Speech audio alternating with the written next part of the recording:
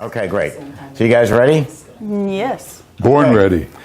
Good morning. I'm Steve Thompson, president of Emery Thompson Machine. With me is Jeff Markow, Mystic Ice, which is now called Cherry Hill Ice Cream. Cherry Hill Ice Cream.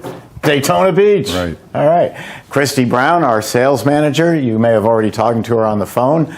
Anytime you have questions, you call here. Oh, and Mike. You want to say hi, Mike? Hi, Mike. There you go. That's Mike McDonald, our senior tech. So anytime you have questions, you can call us.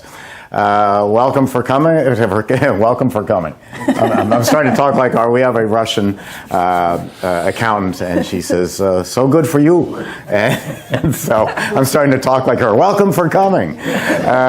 So we're going to get going, and you're up first. That's it? That's what it. You always have so much to say. Well, I'll say a little more. Today we get to pull up the stools and sit and watch you. This is a fantastic time to be getting into the ice cream business. We've been in business coming up on 117 years. And last year, during the medical problem time of last year, COVID, we were up a dramatic amount. It was the largest year we'd ever had. This year is nearly double. And what that means is so many people are going into the frozen dessert business. They're tired of their job. They're tired of answering to somebody else. Laid off. Yeah. And they just have realized that the way to make a great living and live very well is to have your own business. Correct. It's an awakening is what it is. Yeah. I think. And that's what we're here to do. And I'll tell you something about the three of us. If you were here years ago, we'd be talking about an ice cream parlor that was going to cost you between $100,000 and $120,000 to open, and it was no problem because the banks were happy to lend it to you. They'd say, "Oh, you want 120? How about we give you 140?" Now, what happened to the $5 we loaned you last month? You know, they're not going to give you anything. So the three of us, our goal is to get you into business, and we're very successful at it. And we're doing stores now for somewhere around the $35,000 range, which is a heck of a lot less than $125,000. Stores are smaller. You're going to work long, hard hours, but everything you do in that store is important. From emptying the trash can to making the ice cream, it's your business. You won't work long, hard hours. You work long hours. That's the difference between this job and anything else you'll do.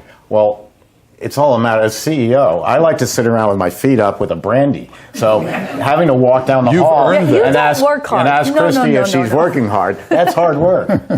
Yeah, he'll sit there and hold it and go, "Now what is it that I pay you to go do?" All right, now can we let you get to work? Of course, we're going, for the first couple, we're going straight from the book to do these. Oh, you mean the book about how to make ice cream? You mean this book? Yes. Yes, that's okay. Never mind. We can do that later. We'll get out of your way and let you go. Okay. We'll be right here to assist you. Okay. In case I need help. I'm going to go get you making ice cream.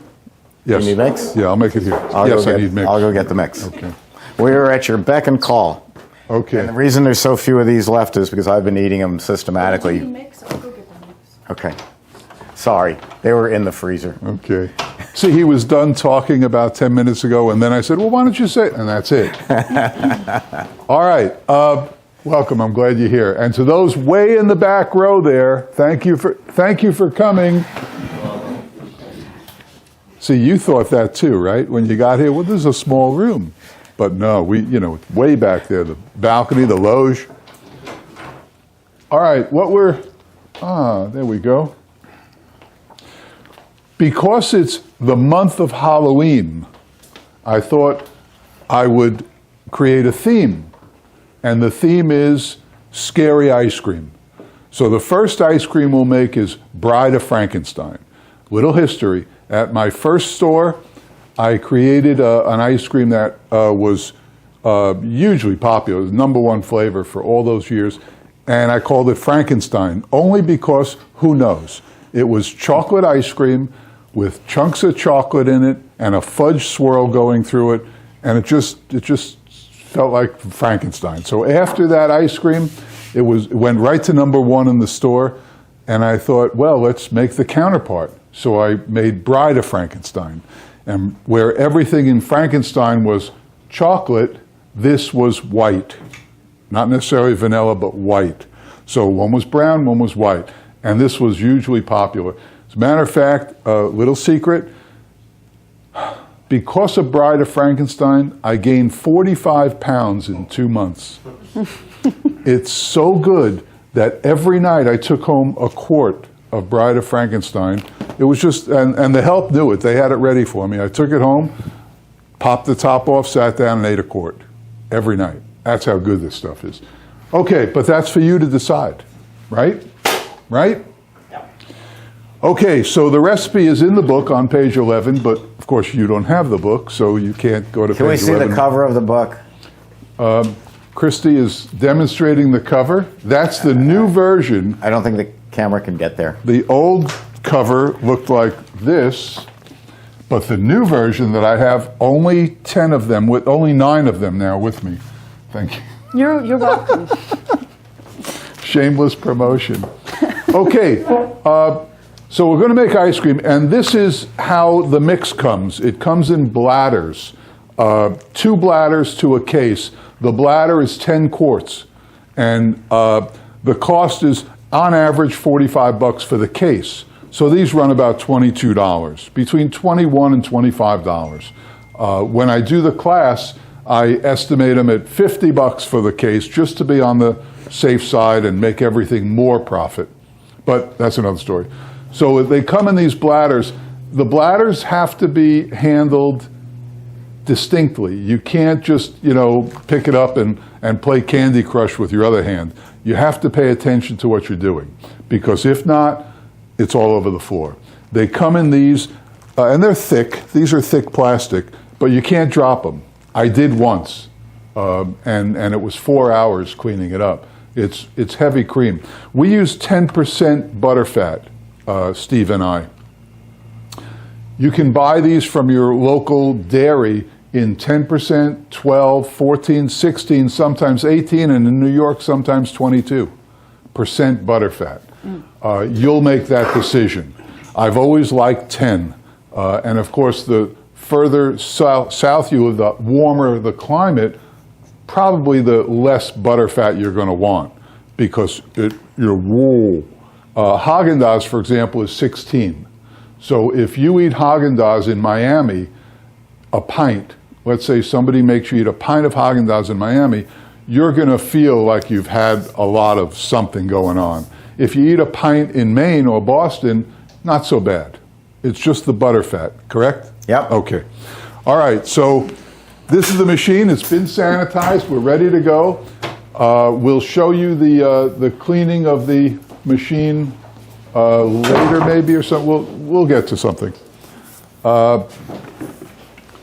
And I always start with some sort of rag there and a bucket underneath, just in case you're not as good at this as anybody else. Anybody handled these yet? Aside from those who took the class? Anybody? Okay, it's interesting. Here's how I recommend doing it. If you're right-handed, I recommend taking it with your right hand, holding it up, and choking it, and then pop the top off. By the way, what am I using? 12 quart, right? Yes. Oh, then I have to measure this out. In my machine at the store, I have a 24 quart, which perfectly takes one of these. So 24 quarts to a batch of ice cream is one of these things, the whole thing in the machine. This is a 12 quart machine. It's the same footprint, but the cylinder is 12 quarts instead of 24 quarts, so we're going to use half of this. So let's see how good this class is. What's half of this? 5. All right. See, they're right on the ball. 5 quarts. So this will hold 5 quarts. Okay. So we'll pick it up, we'll take this off, and now, of course, we won't discard this like we would if, okay, you get the point. Tip, this is the first 20-cent tip, and I expect you all to pay it. When you're measuring something and you see the gradations here, don't leave them here, turn them here. It makes it infinitely easier to watch what you're doing than to do this. Pretty good, huh? You might as well leave now. That's worth it. All right, so we want 5 quarts. There is no 5-quart measure, but we'll come close. There's 4, and on the way up to 6. When we teach the class, the reason to get into this business is threefold. One, what's the first one? They were sleeping during this part. Profit. The number one reason to get into this business is profit. But number 2, to me, is even more important, and that's art. We get to create stuff. You see how we didn't measure that exactly? It might be a little more, right? I see it might be a shade more. Doesn't matter. It doesn't matter. Because before we turn on the process, we're going to do a final taste, right? And that's everything. So now we put this in here. Anybody want to try to do this? No, you don't want to try it. So we pour the 5 quarts in the machine first. And this, I don't know, these machines, I hate to put more stuff in Steve's hat, but these machines are unbelievable. See how nice? Oh, go ahead, fill up my hat. I don't care. See how nice and big this is? Your spilling is going to be a minimum. Other ones, they're smaller. It's just silly. Okay, vanilla. Vanilla is important in this, and since Steve gets the best vanilla, I use it willy-nilly. I don't even care how much I use. What brand is that? This is, keep them coming, right? This is Lockhead Vanilla. Lockhead Vanilla. Pretty well known to be number 1 in the industry, right? Yep. I mean, yeah, everybody knows that. Pricey, but, you know, who cares, right? We're getting number 1 as profit, so don't worry about how much this costs. I use more vanilla than probably anybody else. Normally people would use, say, 1 ounce of vanilla to their batch, maybe 2. I use 1 ounce per quart. So we just added how many quarts? 5. So we'll add 5 ounces of vanilla. So we'll just add 5 ounces of vanilla. And now before we add the inclusions are anything other than the mix. Chips, fruits, berries, nuts, zest, anything else. We'll turn on the machine and get it going, because this is the best mixer that you've got. So we'll go to 234 and hit start, and we're good to go. Now we'll see what else we have to add to this recipe for Bride of Frankenstein. White chocolate chips. So white chocolate chips.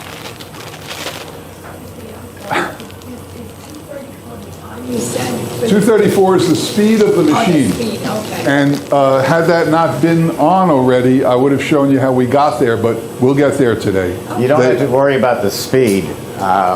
We have the machine. This is my infinite overrun that I invented 22 years ago. And it will say on it, homemade ice cream. It'll say homemade, super premium, gelato, frozen custard, Italian ice, dairy-free, a lot of different settings. You just pick the product you want and go. Speed doesn't matter, and we're the only machine in the world that can do this. So there's no product that you can't make. I saw it on YouTube. Oh, good. Yes, we have, I just have to say about YouTube. We're taping today, so we're going to have 6 more YouTubes. We're at 449 20-minute long YouTube videos. At EmeryThompson.com. My goal in life has always been to have more videos than Mick Jagger, and he has 460, so we're getting there. He doesn't even know who Mick Jagger is. Oh, give it up. All right, so we'll add chocolate chips. I guess about half a quart, right? Right, what do you know? We'll add about a half a quart of chocolate chips. These are white chocolate chips. And then we'll add blonde Oreos. They're part of the recipe also.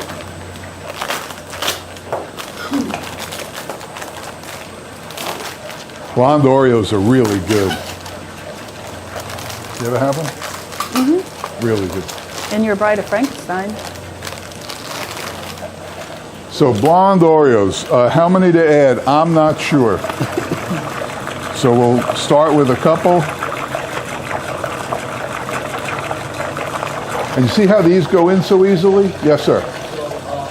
You could throw the whole pieces in there. I know you mentioned it before. How about the nuts, like these harder shell nuts or other thing that is harder? Well, it depends on what you want as a final result. Some people add stuff halfway through. I generally don't. Steve, even as it's being extruded, I always wonder, extruded or extracted? Either one. Okay, as it's coming out, Steve adds stuff. I just don't do it. My goal in making ice cream is the number one thing is the flavor. I don't care what it looks like. I don't care anything else. I want the flavor there. That's why when you see the recipe for Snickers, you'll understand that. So, for example, if you're doing the Oreo cookies in there, they whole almonds. Well, apparently I'm not getting the cookies in there because you're asking question after question. Hang on. If we're shamelessly plugging your book, I think you can also tell people that this is the only machine in the world that you can put whole cookies in there. No And other whole machine nuts can do it. and whole fruits and whole cherries and all that stuff. And to answer your question, walnuts will break into quarters. They won't get any smaller, and we want them quarter pieces. So instead of buying whole walnuts at $30 a pound, buy walnut pieces at $12 a pound because they won't get any smaller. But everything goes in the machine, and no one else can do that. Now we're going to add a little coconut. Anybody have a problem with coconut? Of course, I don't care. So we'll add a little coconut just for kicks because it's good white coconut. As opposed to what? Green coconut? I don't like coconut, so. You don't? No. Okay, well, I'll still eat it though. oh, okay, that's fine. All right, so we'll add just a little coconut. See what happens.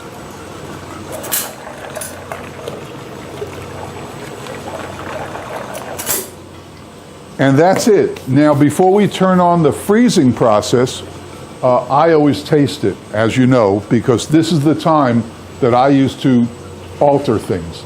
If it's to this or to that, I change it now. Spoons.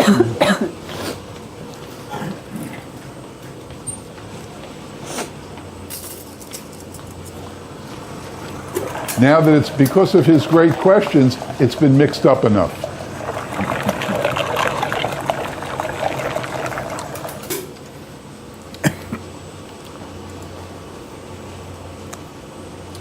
I think we need more cookies.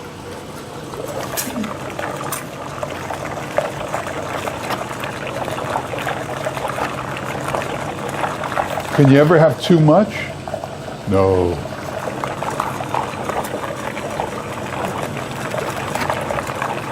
Save one or two for your quart of Frankenstein tonight. All right, so now I think we're ready to turn it on. We have the vanilla, we have that, maybe some more white chocolate chips. We'll turn it on. When I turn it on, I wait till the compressor goes on, then I know everything's okay. It's just a habit. So if you listen carefully and you're quiet, you hear that? Okay, now I feel good. Also, because this is a water-cooled machine, once that happens, you'll see the water coming out. Why isn't the water coming out? Ah, there we go. The water will come out. The back of the machine has, when you get it, I mean if you get this machine, it'll have two hoses. One is the water coming into the machine, and the other is the water going out, just like a car. And the water circulates, the same water circulates through the machine and cools the engine. A lot of people use the water coming out as, what do they call it, reclaimed water? Yeah, and they use it for stuff. You know, fill up your sink, wash your dishes and stuff. I do that. When it's coming out, I rinse stuff off with it because it's nice, warm water. Okay, we're good. You notice this infinite overrun control has a timer on it, up top there. And 7 minutes already? It started when you first turned on the dasher. Oh, okay. We could have you changed that. We could have reset it by you just after you tasted it, restarting the machine. Because my machine, it starts when you hit the. That was the voice of God. Right. He said if you didn't hear him, he hasn't fixed this one Right. yet. This is my machine. I'm the last one. The new machines will go on when the compressor is put on. Right. Yes. Not that that's any purpose other than a guideline or whatever. You can't put in a recipe that this formula will take 12 minutes. It doesn't work that way. It'll take what it takes. Steve pulls it quicker than I do. I let it go a little long. No, it's the opposite. Right, the opposite. I pull it quicker than Steve. I like it softer, and I figured out why. Ready? Right.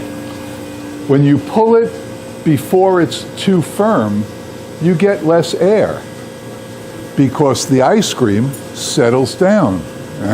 Right. See, I knew this, but I didn't know it. And it's minor. It's probably like 3% or something, or 2%, but it's something. So when you pull it, I'm not saying pull it at liquid, but when you pull it before it really is firm, then it'll settle a little bit and you'll have less air in it. Remember that. I feel like I should bring my chair over here and sit down here and just play, Johnny from Ed McMahon. Johnny. The other way to lower the air content is very simple. You start off at a lower air content. You set it for super premium, which is going to give you about 20% less air. You can go to gelato, which is going to be 50% less air, down to frozen custard, which is going to be about 70% less air. The fact that, let's just say, if you don't mind, Jeff, if you pour heavy cream in here and take a whisk and stir it by hand, it's going to remain heavy cream because I can't turn my wrist fast enough. If I put heavy cream in here and put an electric mixer in here, it's going to become whipped cream. That's because the mixer's spinning so much faster. I'm doing that in reverse here. I'm starting off, the original machines were always a high-speed machine for what we call 100% overrun, and now we can do anything down from there by just at the very start picking which flavor you want to do. And there's variations. Dairy-free ice cream I like to run at super premium, little less air than homemade. You need that? Any questions? Yeah, I got one, but it's not anything you just talked about. One of your other videos, you're saying instead of the water cooled, you can have a plumber hook up a Freon thing. What is that?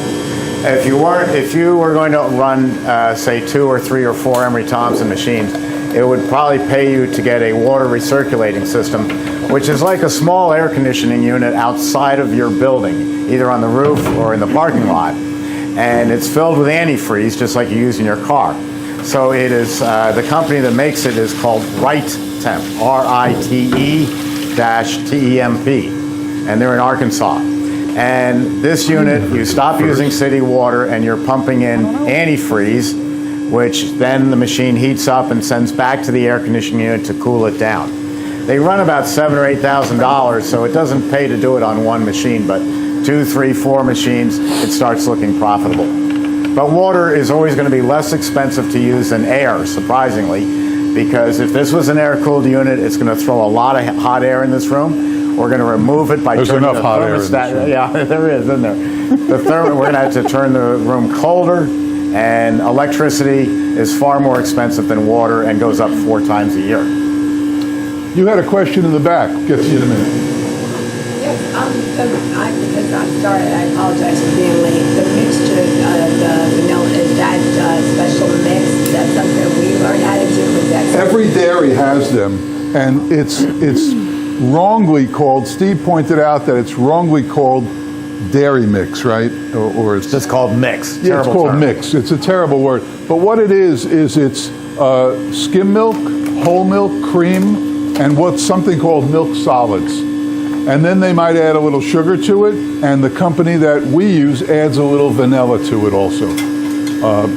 As a matter of fact, if you're a coffee drinker, use this in your coffee instead of milk or cream. You'll never go back. In my class, we have that sitting there because if you take cream in your coffee, That's the way to go. Yes. I'm having a question. If I don't have this liquid, can I make my homemade liquid? Because Okay, listen. because I'm from West Africa, I might not have this Okay. supply liquids. Okay, fair question. If you can't get the bladders, what do you do? Well, you have two options. You have three options, actually.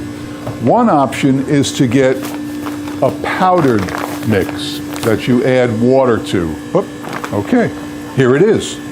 This is the powdered mix, right? Yeah. Okay, Fabri makes it out of Italy, Fabri. And this is a powdered mix. Now, there are no cows in Italy, so they use this. And that's where gelato comes from. I mean, they make the world's best gelato.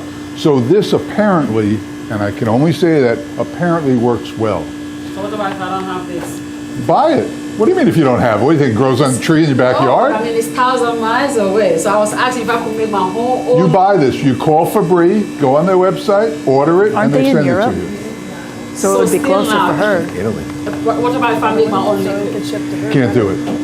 You can do it, but you need to buy a pasteurizer. You can email me, steve@emerythompson.com, and I'll send you a formula Okay. that will put it together for you. But you have to pasteurize it. It might Depends be on the different. country. It might be different. Yeah, it might be different Really? in Africa. Yeah, it's African. About the only one that does. They won't make them pasteurize it there? No. Well, in Europe, you don't have to refrigerate your eggs. They sell them on the shelf. Here, we have to refrigerate them. But pasteurization, really? The products are already pasteurized, Jeff. What? The products you buy are already pasteurized. The milk, the cream, already She's not talking about pasteurized. going out there milking the cow. Well, I don't know where she comes from. I don't know. No. Okay. Oh, look at that. We're happening. Okay, check it out. Okay, so you'll do that. There's another company that makes the powdered mix also. It's the Amish. Or the Amish. Yeah, they make one. Now, how do you know when it's ready? This is, we get this all the time. The way I know when it's ready is when you do this, and it holds a peak in the bottom. It doesn't just ooh. You know what I mean by ooh? It holds a peak. We're almost there. And 14 minutes plus I talk for 5 before I put the thing on. So This has been on 9 minutes. Yeah, of 9 freezing. minutes, 8 right. minutes. We have, oh, look at you. Thank you. See, when I thought of it, it was like stupidly late. Okay, we ready? We ready? Watch how fast this comes out. Make sure we're there. Well, because we're serving it right now, I'm going to let it go a little longer. In my store, I would pull it now. But Christi has to scoop it, so it'll be a little easier the more firm it is. Boy, I bet it's good, too. And that's what Jeff was saying earlier. By adding the cookies and the chocolate chips into the machine itself versus upon extraction that's what's going to set you different from your competitors, is you're incorporating those Oreos, the coconut, the chocolate chips in with your mix. So you're really getting Bride of Frankenstein ice cream versus vanilla ice cream with chocolate chips and Oreo bits Right, in I it. always think about the Snickers, the people who sell Snickers ice cream. It's basically vanilla ice cream with pieces of Snickers yeah, in it. that's it. You don't get that flavor. No. Okay, now I listen for the compressor to turn off.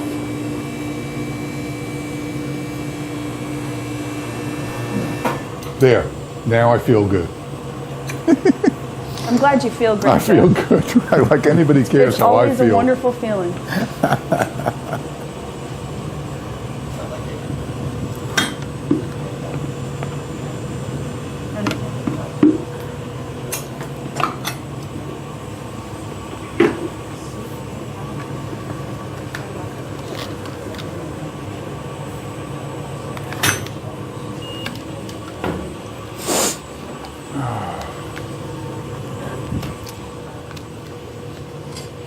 It's not too early in the morning to have ice cream, is it? No. Never. I'm sorry, I have a question. The 24 makes approximately a gallon of ice cream. So would the 12, the 12 make a half a gallon? No. All our machines are rated by finished capacity. Not what you put in, but what you get out. 24 quarts is six gallons. So that machine's going to make 6 gallons in 8 minutes. This one makes 3 gallons. No, 12, 24. Yeah, 3 gallons in 8 minutes. The countertop here makes 6 quarts in 8 minutes, and the 3 quart makes 3 quarts in 8 minutes. The only way to honestly rate a machine is by finished capacity, not by what you can put in, but what do you get out. And that's the machine where that sign is on top of it? That's a 3 quart machine. Okay. Yeah. So there's 4 quarts in a gallon. So this is 3 quarts, so it's just a quart shy of a gallon. That's a gallon and a half, and then you've got 3 gallons, and then it goes 6, and then it goes 11. Thank you. You're welcome. Math was not my strongest. What are you making, Steve? What are we It making? takes Let me me go a get my minute. list. Christy, I forgot to get our, We're making ginger snap. okay. See, I came up with a Halloween theme, and I said to Steve a couple of days ago, I said, hey, I'm doing a Halloween theme. Why don't you do a Halloween theme? He goes, no, because the videos will be shown other times. Well, you're doing Halloween. We're doing more for the holidays because why not? Okay, what holidays? Christmas, pecan pie. Oh, apple so it's cider okay to sorbet. do Christmas in October, but Well, not He Halloween. didn't specifically say Christmas, but it could be our secret. Here's an agenda of what we're making today. Better late than I work never. very hard to put these together, and it ends up being an approximation. Because Christy and I switch around the flavors when we're going to do them. Jeff flat out changes the flavor, and so we'll pass that out. And excuse me, I see a missing dog, a stray dog. And what are we doing out here? Go on. Oh, you're allowed, okay. Oh shoot! Don't feed her in. Can you grab one for her? Sammy, come on. You got to get out. Well, I guess they'll label them. We'll get, That dog knows ice cream. Come on. yes, Sam. and she knows to run away from me, too. Scoot, scoot, scoot, scoot. I remember in the video. Come on. I remember in the video. In the Can you, video, they said I'll something take her, I'll about take her. money. Because Thank you. they wanted to make sure. Thank you. All right, got it. Oh, there's your mother. Now you're in trouble. Everybody, this is Paula, my wife and office manager. Don't worry, you're good. This is Frankenstein. Would you like some? Oh, a lid for the little one? No, just dump it in there. Bride of Frankenstein. Can Paula get a Bride of Frankenstein? Yes. I don't know. It's normally $5. She's family. No, we don't allow that. PayPal, credit card. All right, while they're arguing over the price of what Paula's going to pay for the ice cream, here's a list of how we make the Gingersnap ice cream. Jeff's formulas, you have to watch the videos carefully to see what he's putting in. With my formulas, we have them at the website. There's 449 of them and growing. It's growing by 6 more today. And Christy and I are going to make Gingersnap ice cream. This is a flavor. Christy has one of the 3-quart machines in her home and comes up with all sorts of new flavors. Paula had asked for something with Gingersnap cookies. Christy came up with the formulation, and that's what we're going to do. So, Christy, I'll start up with the measuring out the 3.5 quarts of mix, and then turn it over to you. We're going to use the CB350, which is this machine. This is the largest selling machine in the world because it does everything the larger machines do. It has all the features and costs half as much as the larger machine. So it's really an incredible way to get into business. You take over, I'll measure the mix. So, as we all know, the shortages are quite crazy around, so we found some ginger snaps. I don't know exactly what these are going to taste like. I know what the ones tasted like that I bought. So whenever you go to make ingredients or make a recipe, sometimes if you can't find what you normally use, you just got to improvise. So for the ginger snap, we are going to do brown sugar, dairy, vanilla, and ginger snap cookies.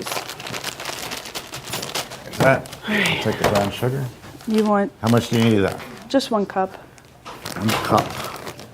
And then Do we have a knife in here? Yeah.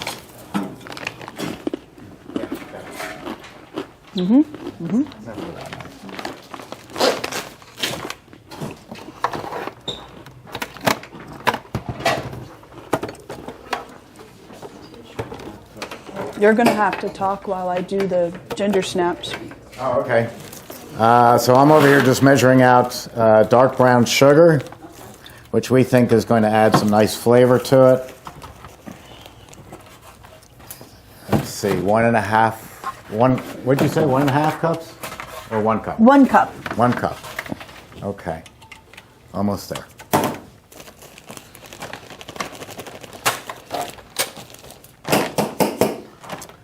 There we go. So we've got the mix. We've got the 1 cup of brown sugar. Christi's grinding up the cookies in a Ninja. Jeff told us about the Ninja blender. They are usually about $99 everywhere, and it's got some of the most dangerous blades on it you've ever seen. But there is no better blender on earth than a Ninja for grinding things up. Jeff taught me this. It was a great idea. When he saw me doing M&M ice cream, he said, I can do that better. And so I was throwing M&Ms into the ice cream, and it was great. It basically was vanilla ice cream with M&Ms in it. Jeff brought in a Ninja blender. He froze the M&Ms so that they wouldn't turn mushy. Go ahead. Sorry. We'll wait.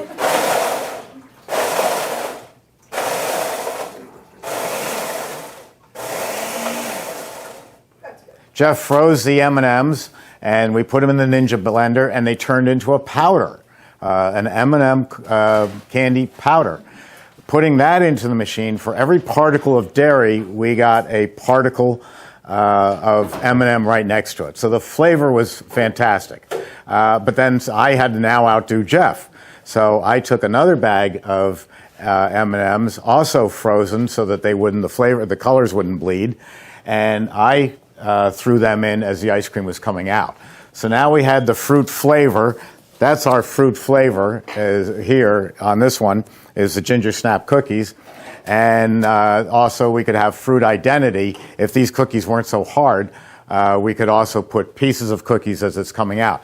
You eat with your eyes as well as your taste buds. So your taste buds taste the flavor, but your eyes see the pieces. So I usually put half my flavor in the machine and half as it's coming out.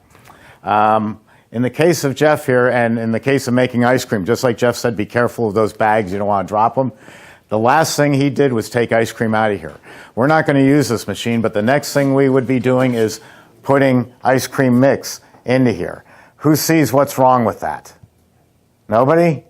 The gate's open. It's going to go all over the floor. Close the gate. Every time I walk past an Emery Thompson, I go like that, just to make sure the gate's closed. So, Christi, if you'll take over and put these together. All right. Oh, and we also have vanilla extract, the Lockhead Vanilla. The Lockhead is an all-natural, and Jeff is wrong, it is not expensive. Expensive is $700, and this vanilla is about $120, and it's fantastic. And So- it's an all-natural. So notice I'm not putting the container to the throat of the machine. I'm holding it up to create a long pour so I don't spill. And we're still going and going and going.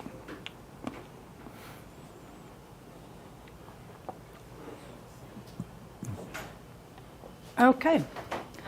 Now, I'm kind of on Jeff's partial side. Steve likes to go ahead and start the freeze and then add all this stuff. I'm kind of with Jeff. But I don't sit there and yak as long as he does. I get it going. All right, let's start with the vanilla.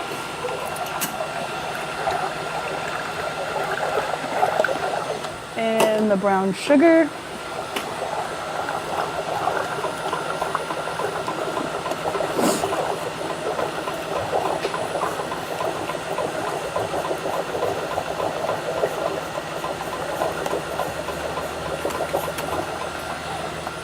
And the ginger snaps. Oh boy, maybe I should have put this in a cup, huh? You want me to find you something different?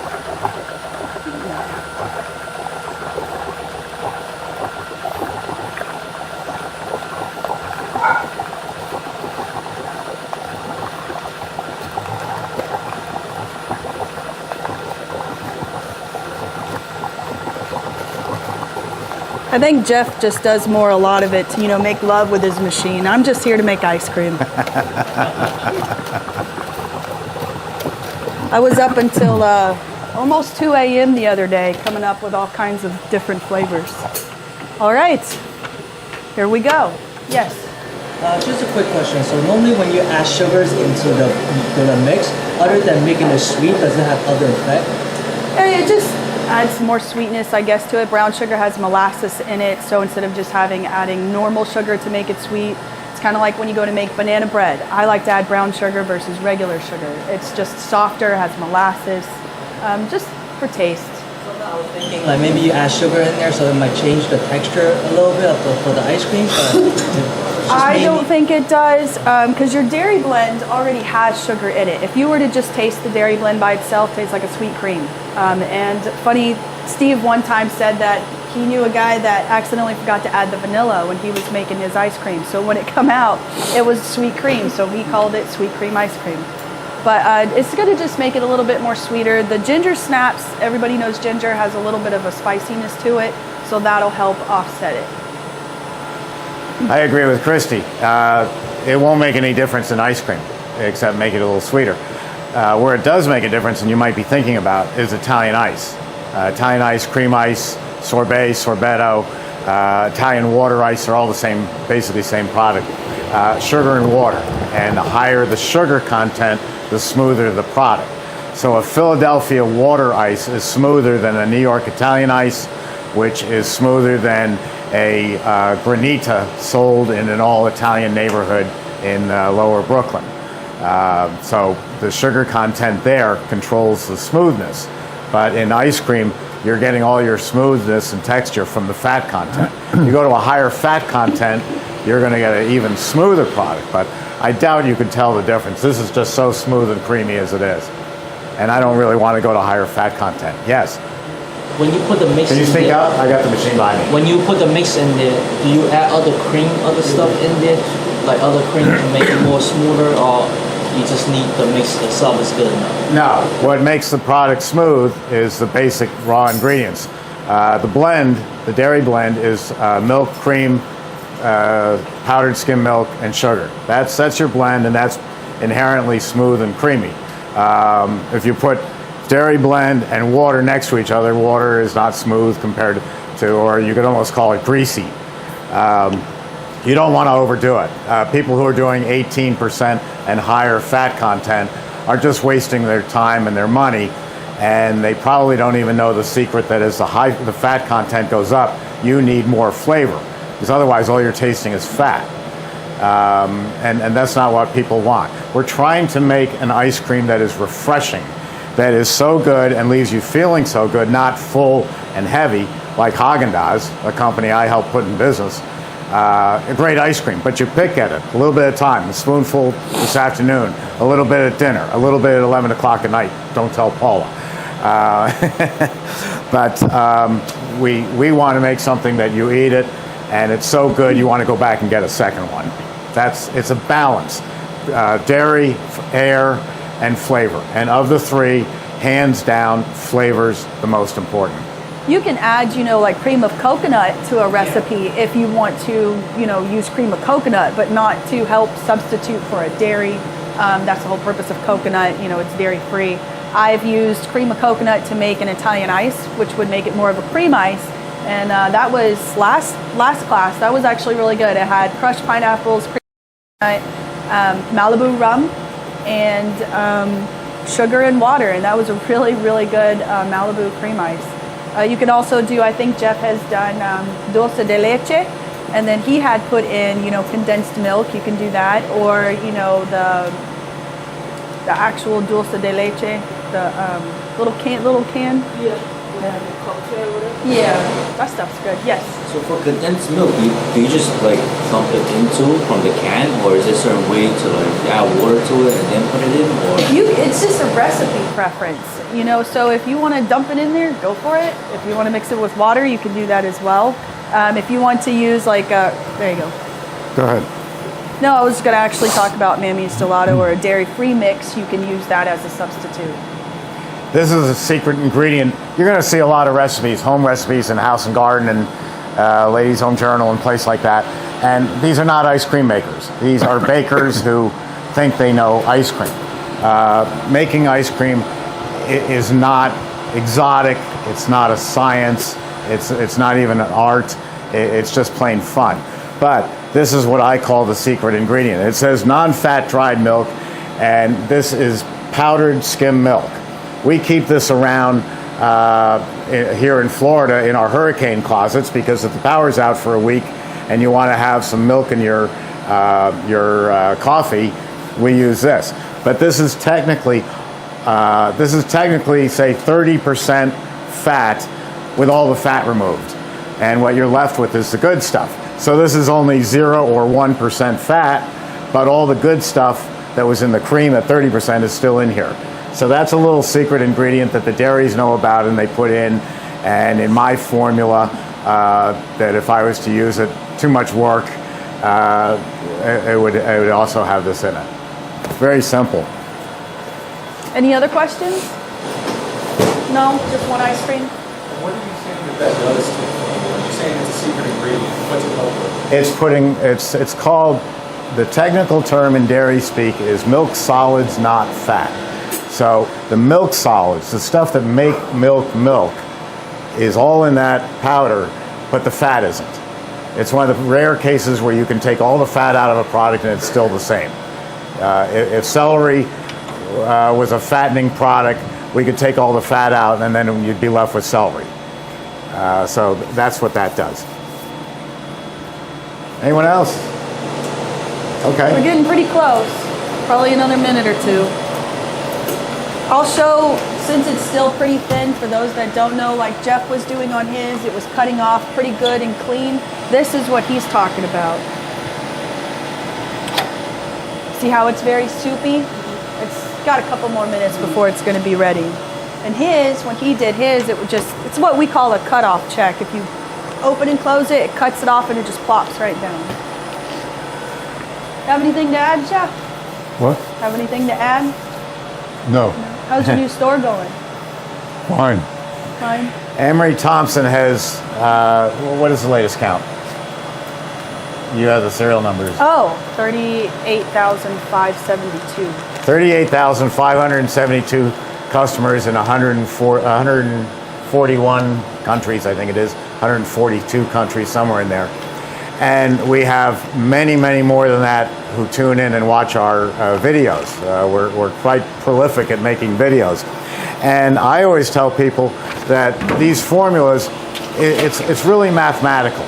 In order for something to taste like ice cream, it has to have a certain amount of chocolate chips in it. It has to have a certain amount of mint in it. And that's what we teach you here, and that's what my formulas at emerythompson.com do. But then you take that and you make it your own. You say, well, Steve doesn't put enough mint in, or I would like a different brand. Jeff uses a different brand of chocolate chip than I do. He uses Ghirardelli, which is terrific, really terrific. And so those are where the secret formulas come in, is you take a basic mathematical formula and then make it your own, so that all those 38,000 customers all make different ice cream from me. There's subtle differences, granted, but they are different. I compare it to baking a cake. I don't know how to bake. I mean, I can barely find the oven. But if you told me today I have to make a lemon birthday cake, I would go get something like The Joy of Cooking, and I would read it and it would say, put this much flour, water, sugar, lemon, and it will become a pretty good lemon birthday cake. If I add more flour, it's just going to be dry. If I add more water, it's going to be soupy. If I add more lemon, well, I really like lemon, so maybe I will add more lemon. So to me, making ice cream is just really simple mathematics. You can look at any formula. You can say, okay, if I'm using dry goods in the bigger machine, I like to use a quart of dry goods, so a quart of pecans. You might say a quart and a half. It's incredibly easy. It's going to be harder to find a tile guy to put down the floor than it is to make ice cream. How you doing? I know you're doing good. But how's the ice cream doing? I'm doing good, Joey. Okay. Still got a couple minutes. All right. The more sugar you add, the longer it's going to take to freeze. And that's just science. So a lot of customers will ask, well, how long does it take for lemon ice to freeze? Well, that could take you 9 minutes. Or they'll ask, well, how much does Italian ice take in general? I said, well, it depends. Doing lemon ice, you're looking about 9 minutes. If you do orange Italian ice, which is orange juice and sugar, you're looking about 13 minutes because it's orange juice is sugar and then you're adding sugar. So it's sugar and sugar. You know, cookies had sugar, brown sugar was added, plus the dairy mix has sugar. So we just added a lot of sugar. So your freeze time is going to be a lot higher than normal, like your traditional vanilla. Yes. That's okay.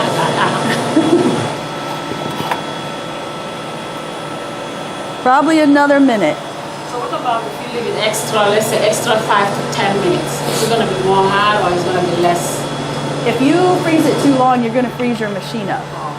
And that's not good. You'll have to turn it off and then you're going to let it sit and thaw out its own self. And you pretty much kind of almost wasted a whole batch of ice cream. And the machine is still freezing. So if you go to check it and you think it needs 30 more seconds, just go ahead and turn off your freezer. Because it's still going to freeze for probably another 30 seconds to a minute after you shut it off anyways, because it's so cold.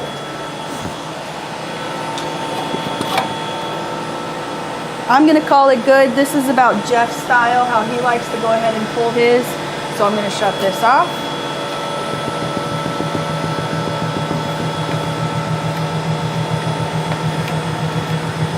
See how fast that comes out? Every other machine you'll see on the market, any videos, it'll take them about 2 minutes to get the ice cream out. In that 2 minutes, imagine you're baking my birthday cake and I leave it in the oven. I take 2 minutes to get it out of the oven. That is not the same cake I wanted. And that's what happens with the other machines. They are so slow to discharge that the product is inconsistent from the front of the machine to the back. Here, we are so incredibly fast, it's straight consistency. What are you scooping with these? I don't have anything. I'll get it so that way Jeff can keep going.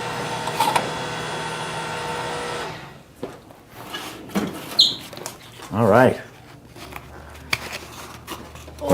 We think you'll like this.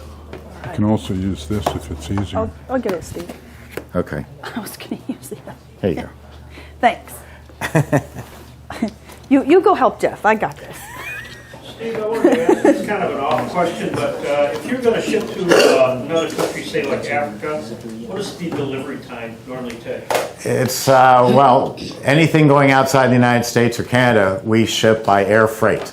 We do not want our machines that we have spent 12 weeks building to be damaged in shipment. I mean, it's not like something from China where it costs them, they charge you, $20,000 and it costs them $800 to make it. These machines are all handmade, made in the USA, all American parts. We're going to protect it. We cost less than anybody else because you're not going through a dealer. So some of that we attribute to the shipping. We insist on shipping air freight. So you'll have it in 4 days.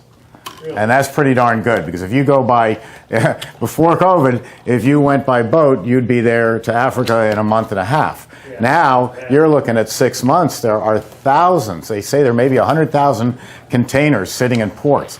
I know there's at least 400 of them off the port of New York, Elizabeth, New Jersey, waiting to be unloaded. So here you are spending all this money for your store, and everything's waiting on the machine, and it's stuck on a boat a quarter of a mile out into the ocean. We send it by UPS Global Air Freight. They've got a fancy new name, but it's their air freight division. And it'll be there in 4 days. It'll be treated like luggage, big piece of luggage. It'll be full wood export box crated. Nothing's going to happen to it, and it's going to be handled with kid gloves, and you'll pay maybe a third more than you would with boat shipping, but we know you'll get it, and it'll be on time, and it'll be operable. That's important. People tend to go cheap. It's unbelievable to me that they'll spend $28,000 on a machine, and then they say, "Oh, we want to handle the shipping because cheap Fred out of Texas is going to insure it, not for the cost of a machine, but for 700 pounds of toilet paper." So if the truck crashes, you're going to get paid back, not $30,000. You're going to get paid back for $700, 700 pounds of toilet paper, which is going to be about $200. I got one more question on that. So would we have to know what the wiring is for that particular country that we're going in, or do you already? No, we already know, but we're going to discuss it with you, and we're going to have you double check. Which country are you talking about? Both Uganda and also Kenya. Okay, Uganda and Kenya are both 380 volt, 3-phase, 50 hertz. Now, people will say, yeah, but your American machines run on 220. That's true. These two machines can run on 220. 220 over in Europe is different. We call it 110 when we plug in a blender. Right. Over in Europe and Africa, it's 220 volt when you plug in a blender. So it's the same designation, but it's a whole different power. So your power for heavy machinery, like the 12 and the 24 and the 44, is 380, 400, or 440. Those two countries happen to be 380. I am a wealth of useless information. I remember everything I hear. What was your name? That's funny because whenever I tell you something, he goes, "It's useless." I'm like, "But it's fun." He's like, "Who cares?" Best boss ever, guys. Seriously. I don't know about that. I do. Anybody? Any other? How do you like it? Well, no. I'm sorry. We don't ask the question anymore. How do you like it? Because it's free. We know you love it. Tell us what you would do differently on this product. Who would add more of something? Add less? I think it's great. Whoa! And Jeff doesn't like anything. Thank you. Thank you. I think it tastes like key lime. Oh, he's an idiot. What I think, the little Only you can crunchy get away parts, with it. I know. the little crunchy things are perfect in there. Oh, we didn't put any crunchies in. That must No, be no, those no, cockroaches. no, taste This it. crunchy. Right, It's the ginger. I know. Yeah. Perfect. I Good. like it. I This think is it's one of good. the flavors I was up until 1:30 and almost 2 in the morning So you doing. make your own recipe at home, or you take home? Yep, I eyeball everything, and then I hope I remember to write it down. Unlike me, I have a life. I went to bed at 10:30. I don't worry about this stuff. Have you noticed, like in different regions, or maybe different states, towns, like, let's say, like you said, they had more mint. Maybe certain areas might seem to take to having more mint. Did you find like different, areas maybe had crave different flavors? A particular flavor more than another. Yes, there are not a lot of them. Pretty much everybody likes the flavor, flavors that you're selling. But I know that up in the Michigan area, there's something called Swedish Fish, which is a very popular flavor. I've yet to make it because I can't find anybody who can define it for me. But everybody says, "Oh, have you tried Swedish Fish?" I go, "Oh, no." Does it taste fishy? So there are some differences. But Jeff and I were talking about this before you all came in. Ice cream parlors used to use what we call the visual dipping cabinet. The cabinet where you can see all the flavors. What do you mean used to? The Italians still do that. We don't agree with that, Jeff and I. We have the ice cream. He's using one method, but I'm using a dipping cabinet. But the point is, our signs tell you what flavors there are. Because I contend that before I walk into Jeff's store, I already know I want his mint chip. I love his mint chip. He makes better mint chip than anybody on earth. And that's what I want.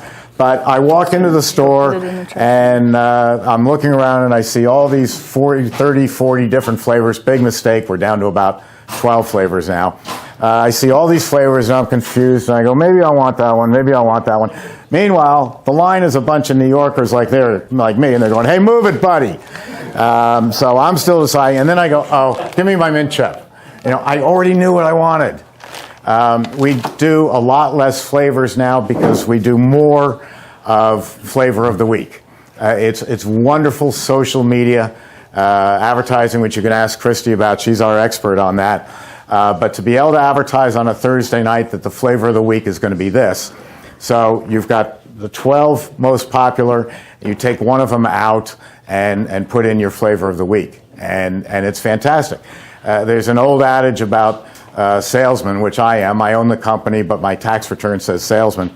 We are always looking for a reason to come back and see you.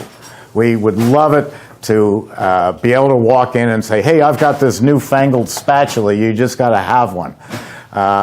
So having the flavor of the week brings people back in. It says, they have something different this week. We've got a reason to go to Thompson's old-fashioned ice cream because we want to try the bubblegum licorice ice cream.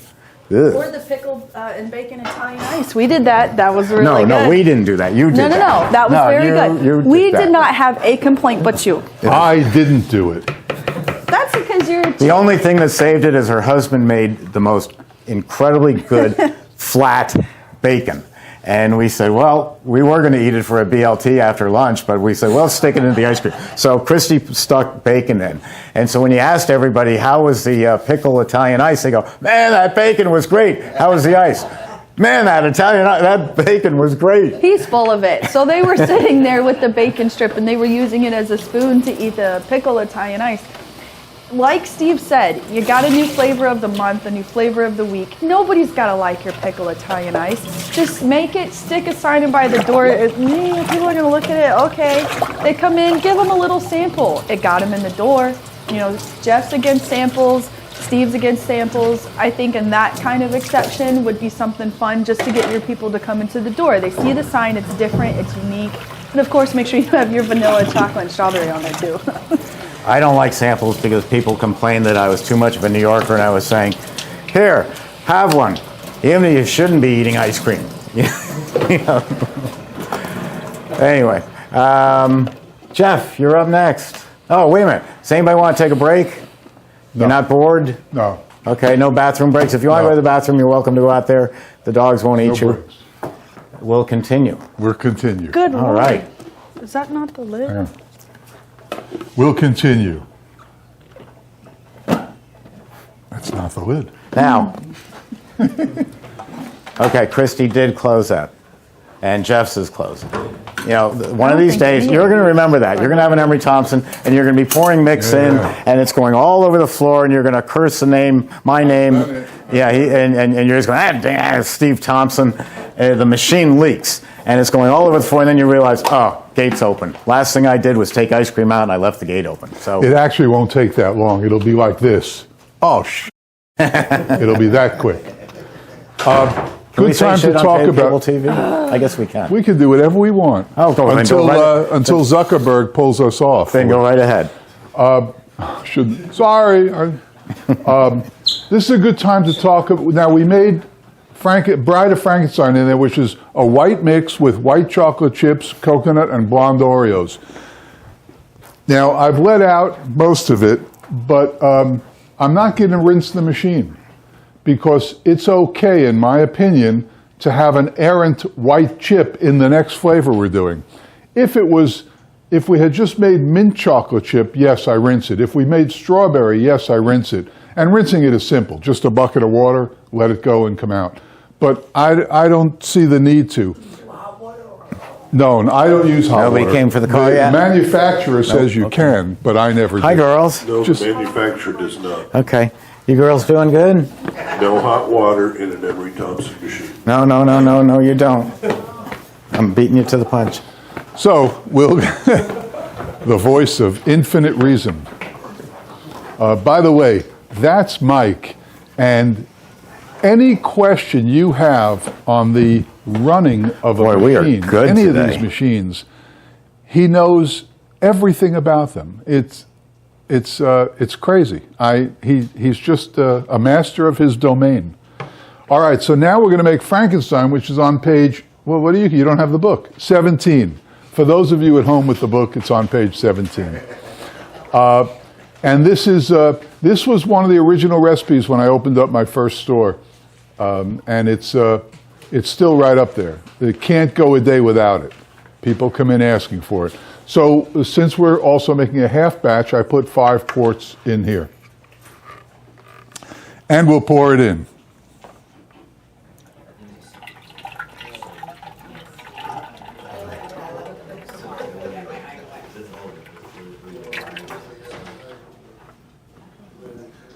So if you get an errant white chip in there, don't fret.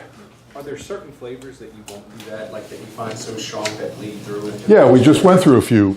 Mint, I must rinse the machine after mint. Strawberry, I'll rinse the machine after that. Mainly, I go by inclusions. I don't want a dark chocolate chunk or chip in my coconut ice cream, because it will, in class it happened, because we were running real fast, and a girl said, "Eek, what's that?" We passed around coconut ice cream. "Eek, what's that?" And it was a chocolate chip, but it doesn't look like a chocolate chip. It looks like a cockroach. All right, so we put in 5 quarts of mix. Now, I use 2 magic ingredients. You better know this. What are the 2 ingredients? Hershey syrup? No. Coconut? No, never mind. Cocoa powder? Close. Chocolate powder and And the I white guess what and else? the white chocolate powder. yeah, the white chocolate. Gingersnaps makes an incredible product that I don't know how I discovered it, but I did discover it. And it's Gingersnaps ground chocolate in a powder form. And it's just an amazing product. And that's what we're going to make this chocolate ice cream with. Now, interestingly enough, question came up in class, do I ever use chocolate mix instead of the white bladders? Do we ever use chocolate? And for years, I used a dairy that didn't produce it.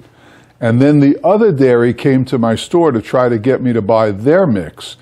And I tasted it in a blind taste test, and it was infinitely better, the white mix. And I said, I'll take your mix. I'm switching right away. And he said, we also make a chocolate mix. So I said, I'll try it. And I thought it was great. Now, Steve's catchphrase is, they're not in the chocolate business. And I understand that. But the mix was very good. I still use it today. So in this formula, this Frankenstein, in my store, I'll use chocolate mix. But here, I'm using the original recipe, which calls for white mix and chocolate powder, Gingersnaps chocolate powder. Got that? Okay, we can proceed.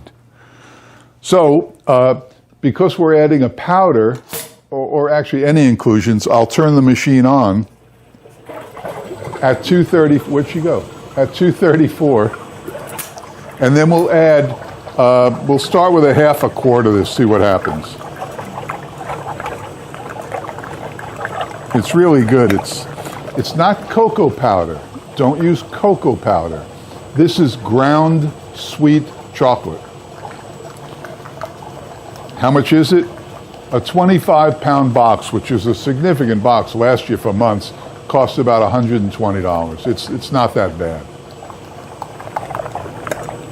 And a lot of people who take my class, and I know who they are, they won't buy this because it's an expense.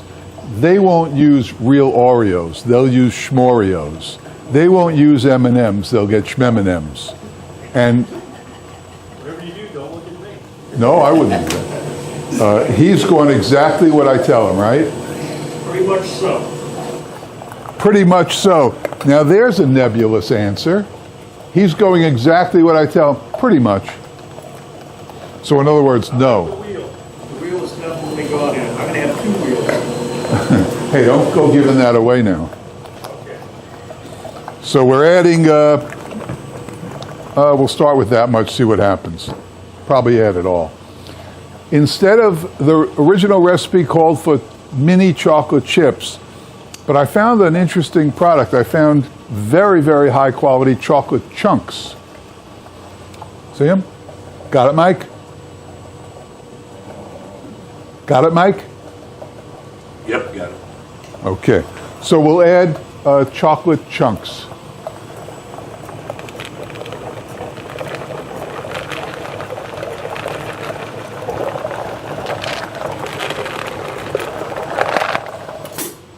And because I have these laying around, we'll add some brownies. Remember, it's art.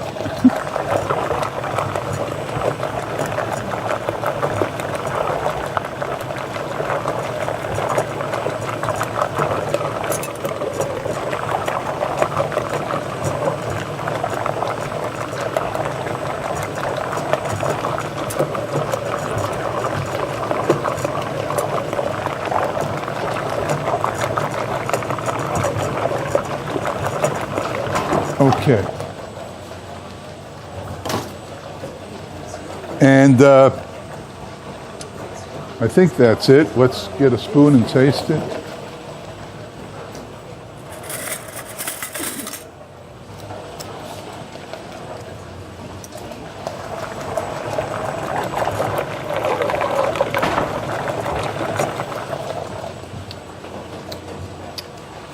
Ooh, very good.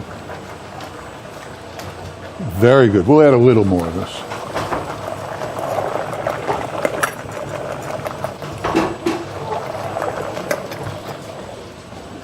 The Russian. No, I can't. All right, now I think we're ready to roll here. Ready to roll. And let's see. Oh, we didn't add vanilla.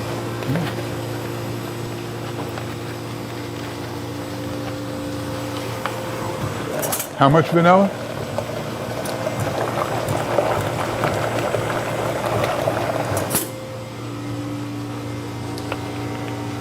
Okay, this ice cream, the end of what it's going to look like, you ever see the ice cream with the swirls around the stuff?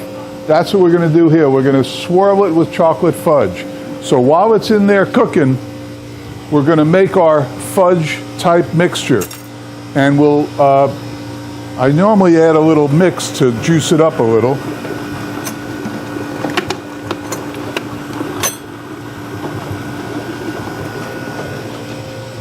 And then I like this Hershey's Special Dark Syrup.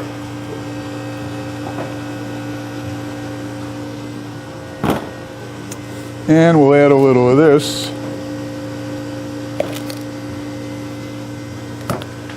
And then we'll whisk it all together.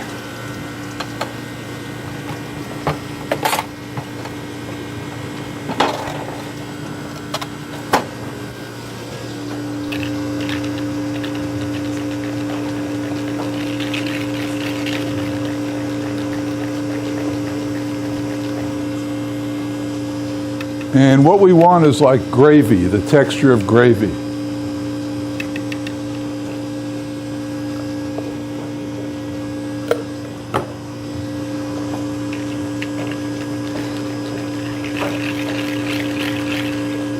So it'll look like this.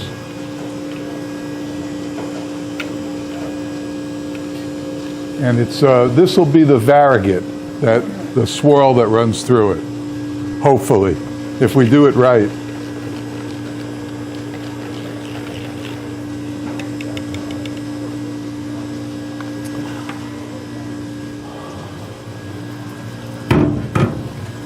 Okay, we are almost ready.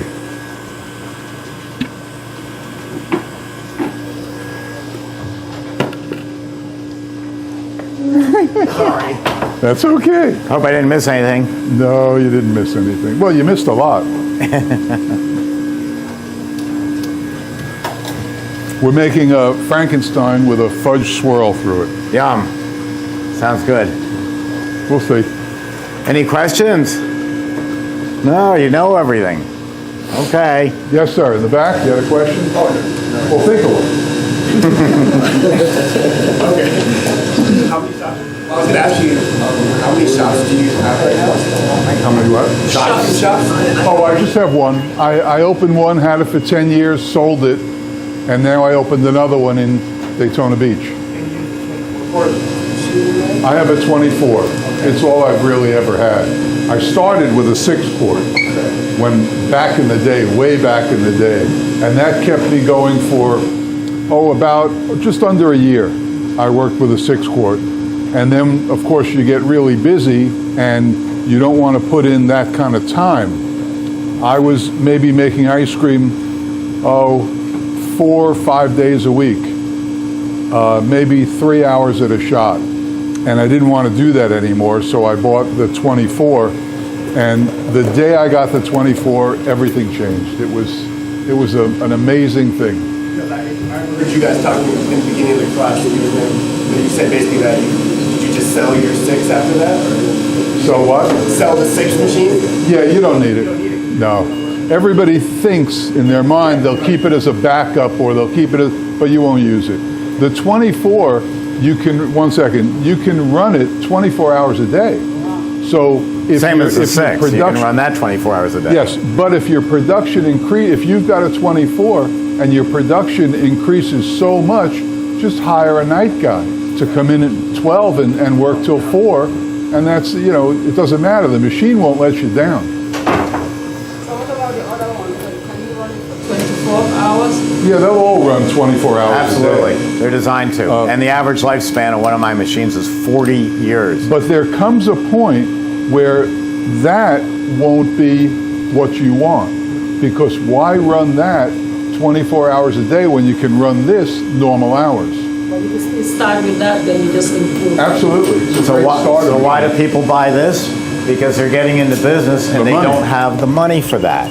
So rather than say, oh, I'm going to stay out of business for a year until I have more money for a bigger machine, that's a waste of a year. I'm of the Nike school of business, just do it. And so if that and this is the largest selling machine in the world because of that. It does everything this does in a smaller package. This one right here, the CB350. That doesn't have the infinite overrun. It's going to do super premium, gelato, and Italian ices and sorbets. So that's most of everything you're going to do. It won't do the very highest and it won't do the very lowest. And that's 3 quarts. 3 quarts, you're going to be running that 24 hours a day for a store. And your labor costs going forward. 10 years from now, we meet again and you're going to say, my most expensive thing over the last 10 years has been labor. No matter what your labor rate is, it's relative to where you are. So if you think your labor rate's low now, certainly over the next number of years, it's going to go much, much higher. But you buy what you can afford. I tell people, I don't know if it's a good analogy or not, but if you're going to start up a moving company, you don't go out and buy a $500,000 tractor trailer. You buy a Ford Econoline because that's all you can afford. And you get into business, you get money, you make money, you put it in the bank, you keep making more money. And then you say, well, now I can call Steve and just say, I don't even need to know what the price is. I just need to know how soon can you send it. But you work your way up there. This is the problem that Jeff and I had with people opening up ice cream parlors before us doing this, is they would say the starting line is $125,000 in cash because banks won't lend you any money. Who's got that? We're doing it for the cost of a machine, the cost of a sink, the cost of 2 chest freezers, and that's about it.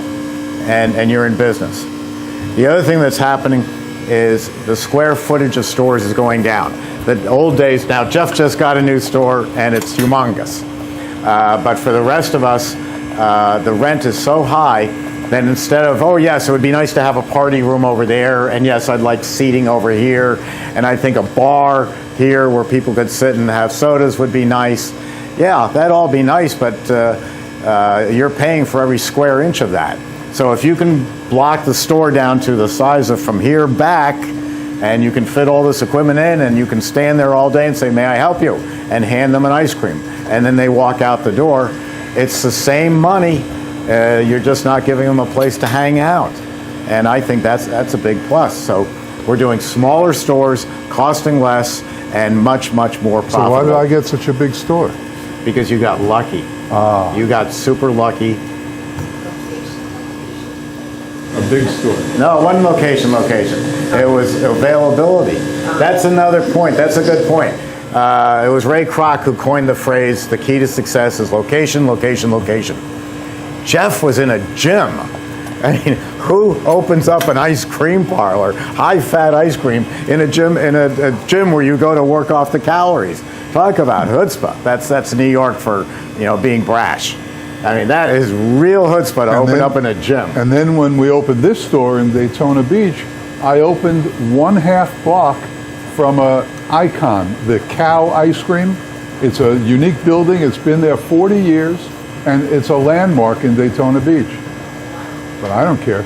No, now people say, go to where the cow is and turn right, and there's Jeff's place. That's right. And we're right on A1A in Daytona Beach. But it's not location anymore, and that's because of, I think, personal opinion, I think it's because of the millennial age group. I am a baby boomer. We are the largest group that ever came along, 72 million of us. Now the millennial age group, about 21 to 39, is outdoing us. There's 85 million of them.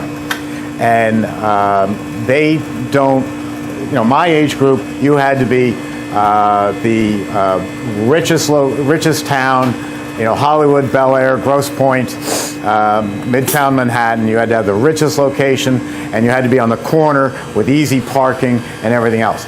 That's all out the window now because of the millennials. I'll come back to this. All right, so we're going to, instead of putting this into the 1 gallons, we're going to put it in a quantity gallon. What are these, 3, 2.5, 3?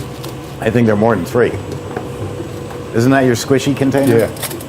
I don't know how big that is. Are we selling squishy containers yet? Can't get them. You can't get them. Forget you ever heard anything. All right, so now we have the ice cream. Now we got to get it looking pretty, which is putting a swirl in it. So what we're going to do is we're going to take that mixture that we made, remember? And we're going to pour it across the top. Not all of it. And then we'll give it a few folds.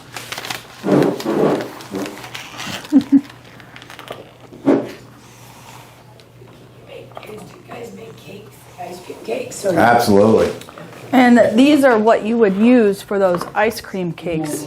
And now we're going to squeeze it so that we get the swirls in there. Look how easy that is, and it's so uniform. The way I did it, it was never that uniform. And that's when you scoop it, when it hardens up and you scoop it, that's what it'll look like.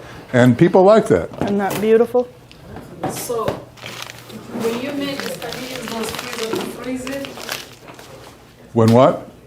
When you make your ice cream like that, can you still use those freezers? Because some companies have different freezer you can use. Of course you can use them.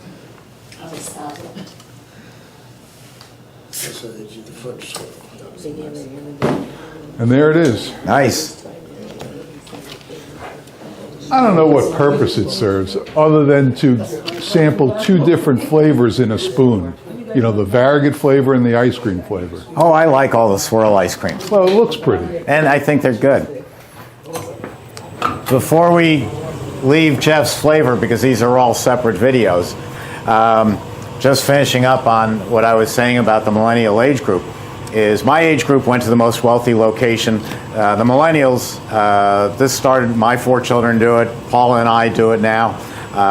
They find a restaurant, a little hole in the wall down a back street, only 30 seats or 20 seats, and they talk about it on social media, and we go there and we find out it's the best food we've ever had in our lives. No fancy name up front, just a small little business. That has changed marketing completely. I don't believe you any longer need the world's greatest location. You need someone with marketing skills, or better yet, social media skills. I know. Christi does ours. They don't allow me on it. It's got my. So Steve said today. Steve didn't say anything. Christi said it. But the skills to be able to say, "Hey, we've got this new flavor. You've got to come try it," and they people text to each other. I just had this wonderful swirl ice cream. Not squirrel. Variegate. We're going to make squirrel next. Oh, squirrel. Squirrel. Variegated ice cream. And I texted to a friend who texted to 10 of their friends, who texted to 10 of their friends. Before 2 hours are up, before the class is over, there's a couple of hundred people who know about Jeff's swirl ice cream. This is the new marketing, and it's fantastic. And guess what? It's free. I mean, no print ad is ever going to get that kind of coverage. No TV ad is going to have that impact, because the guy selling you the used car on TV is not my next door neighbor or my friend. My next door neighbor said, "Go try this ice cream." That's an endorsement right there. So it's a whole different world, thanks to that one particular age group and the age groups coming along, the ones who know how to text and send messages. It's just a wonderful, wonderful advertising. We're known everywhere, and where we weren't known before, we are now because of what Emery Thompson does in social media. Thank you. You're welcome. Yeah, it's stupid good. It's so good. It's good, right? Yeah. What is better? What makes it good? To me, it's the creaminess of it. And I definitely like the dark and in juxtaposition with That's what I just tasted. When I tasted it, that hit me. The smooth, creamy ice cream with that rush of fudge running through it. Yeah, it's pretty good. Which one are we making next? We're doing the ice last.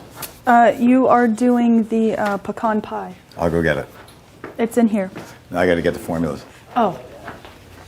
Be right back. We've got the mix. So you got basically chocolate chip bite in every bite.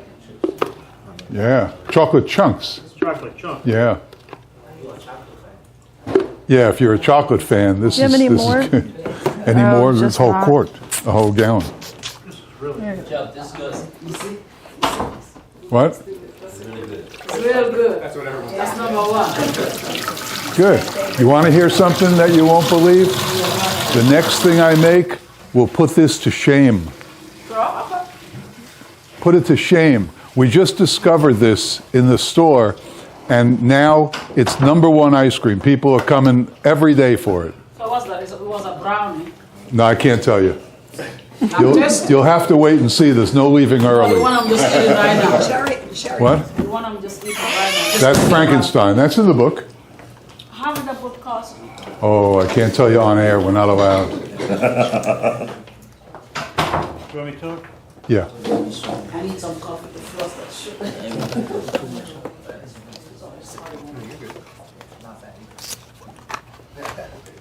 What was that, correct? It's $50.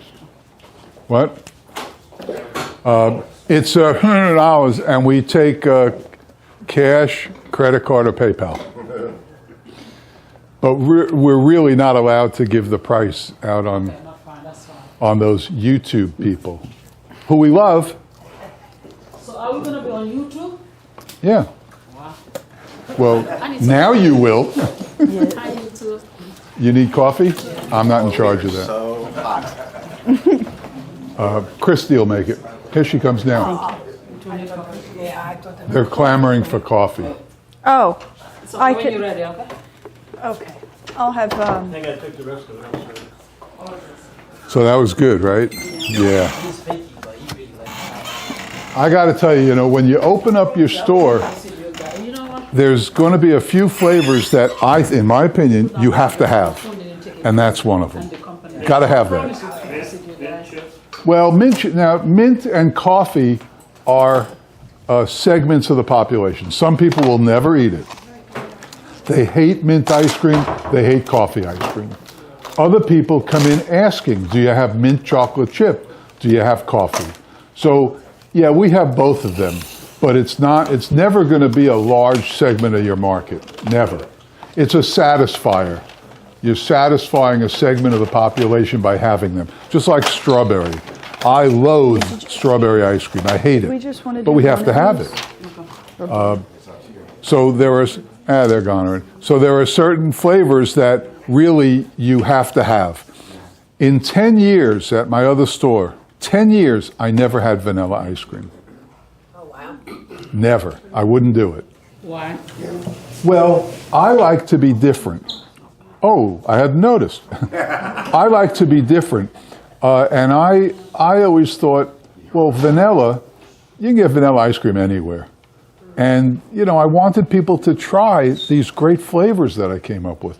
So I never made vanilla. I never made plain chocolate either. I made this, but this isn't plain chocolate. It's got some stuff going on. When we opened up the new store, we're on A1A, right in Daytona Beach. It's high traffic, high tourism, high volume, and I felt we had to have vanilla. I just felt it. Of course, people came in, looked at our 20 flavors and said, no vanilla? So because of that, I conceded and came up with a vanilla. It's outstanding vanilla. I like it even. But there are certain flavors, getting back to what we started saying, certain flavors you have to have. And vanilla, you have to have a vanilla, whether it's cherry vanilla, whether it's chocolate chip, you have to have a vanilla ice cream. You have to have a chocolate ice cream. After that, all's fair. And to answer your question, I just always want to be different. I don't want the same flavors that the guy next to me or down the street or the supermarket has. I don't want those. I want different. For instance, Oreo cookie. Everyone's got Oreo cookie. So I came up with Oreo Crunch, which is Oreo cookie ice cream with Nestle Crunch pieces in it. And it's wildly popular. It's one of our top sellers. Oreo Crunch. I gave you that recipe. Did you look through those recipes I gave you? All 100 of them? No? Is Frankenstein? Frankenstein's in the book. You all got the book.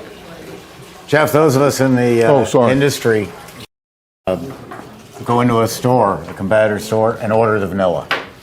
I know, that's how you test the quality. That's how you test the quality. Right. They don't know and that. I do that too. When I go into every ice cream Are you guys hearing this about vanilla? Steve had a great point. If you're in the industry and you go to an ice cream store, you're going to order the vanilla. What I do is I say, give me a scoop of vanilla, a scoop of chocolate, wherever I go. I don't care how exotic it is or how many flavors they have. That's how we base the quality of their store, on the vanilla and the chocolate. Because if you can't get those two simple flavors right, everything else is going to be off. Right. And if you're using low-grade ingredients on two inexpensive flavors, the rest of the ingredients are going to be garbage. That's a great point, because we do. And I go into, and you will too, when you have a store, every time you're traveling or anywhere and you see ice cream, you're going in there. And you want to try the ice cream. And you're not going to have the butternut pecan brownie cake ice cream, because you don't know if it's good or not. It may taste good, but you want to try their vanilla and their chocolate. Yep, that's how you judge their store. That's what Carvel used to do. He would send in his thugs. He always walked around with a couple of thugs, and he called them his spies. And he would send them into Carvel stores and always tell them, taste the vanilla, because if they're cheating on my vanilla, they're certainly cheating on the maple walnut. So that's what we do. We're going to go a new flavor now, or a different flavor. Christi came up with this one, Pecan Pie Ice Cream. And I'll hand out the recipe for you. For those of you who are watching, it's at the website, emerythompson.com, along with what will now be 455 videos. All different, all how to make different flavors. All featuring me with a side video of Jeff.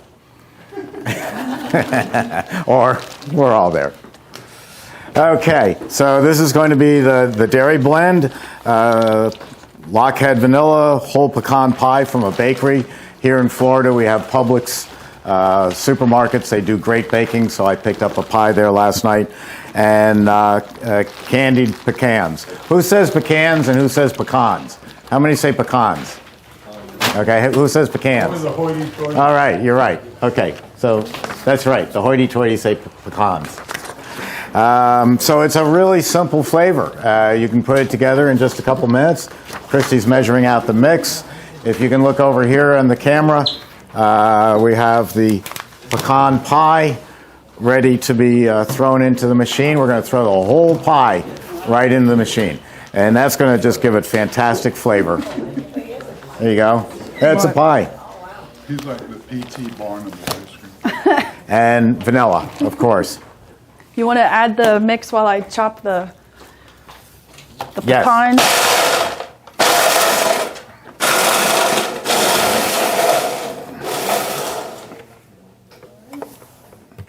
Check that the gate's closed, like Christi showed you before in a video.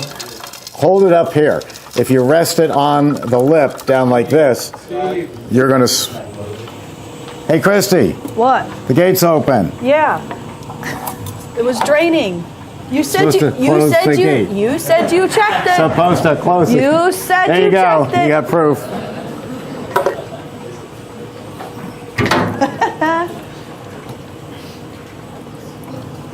That's one of those, it's a parent thing. Do as I say, not as I do.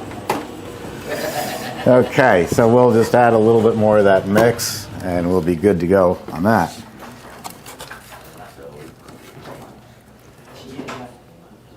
Well, once again, due to shortages, it's somewhat of a pecan pie. It's a pecan loaf. It's still crust and pie filling, just a loaf. Just a different shape. Just a different shape. Here, you can have that. Thank you. All right, so now that Steve closed the gate, we can go ahead and we are going to add the vanilla.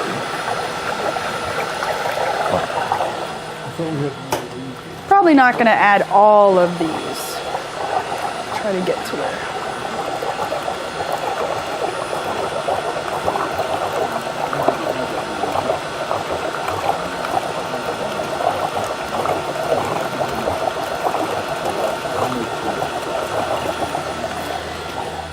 All right, let's see how well I do on this. Any volunteers?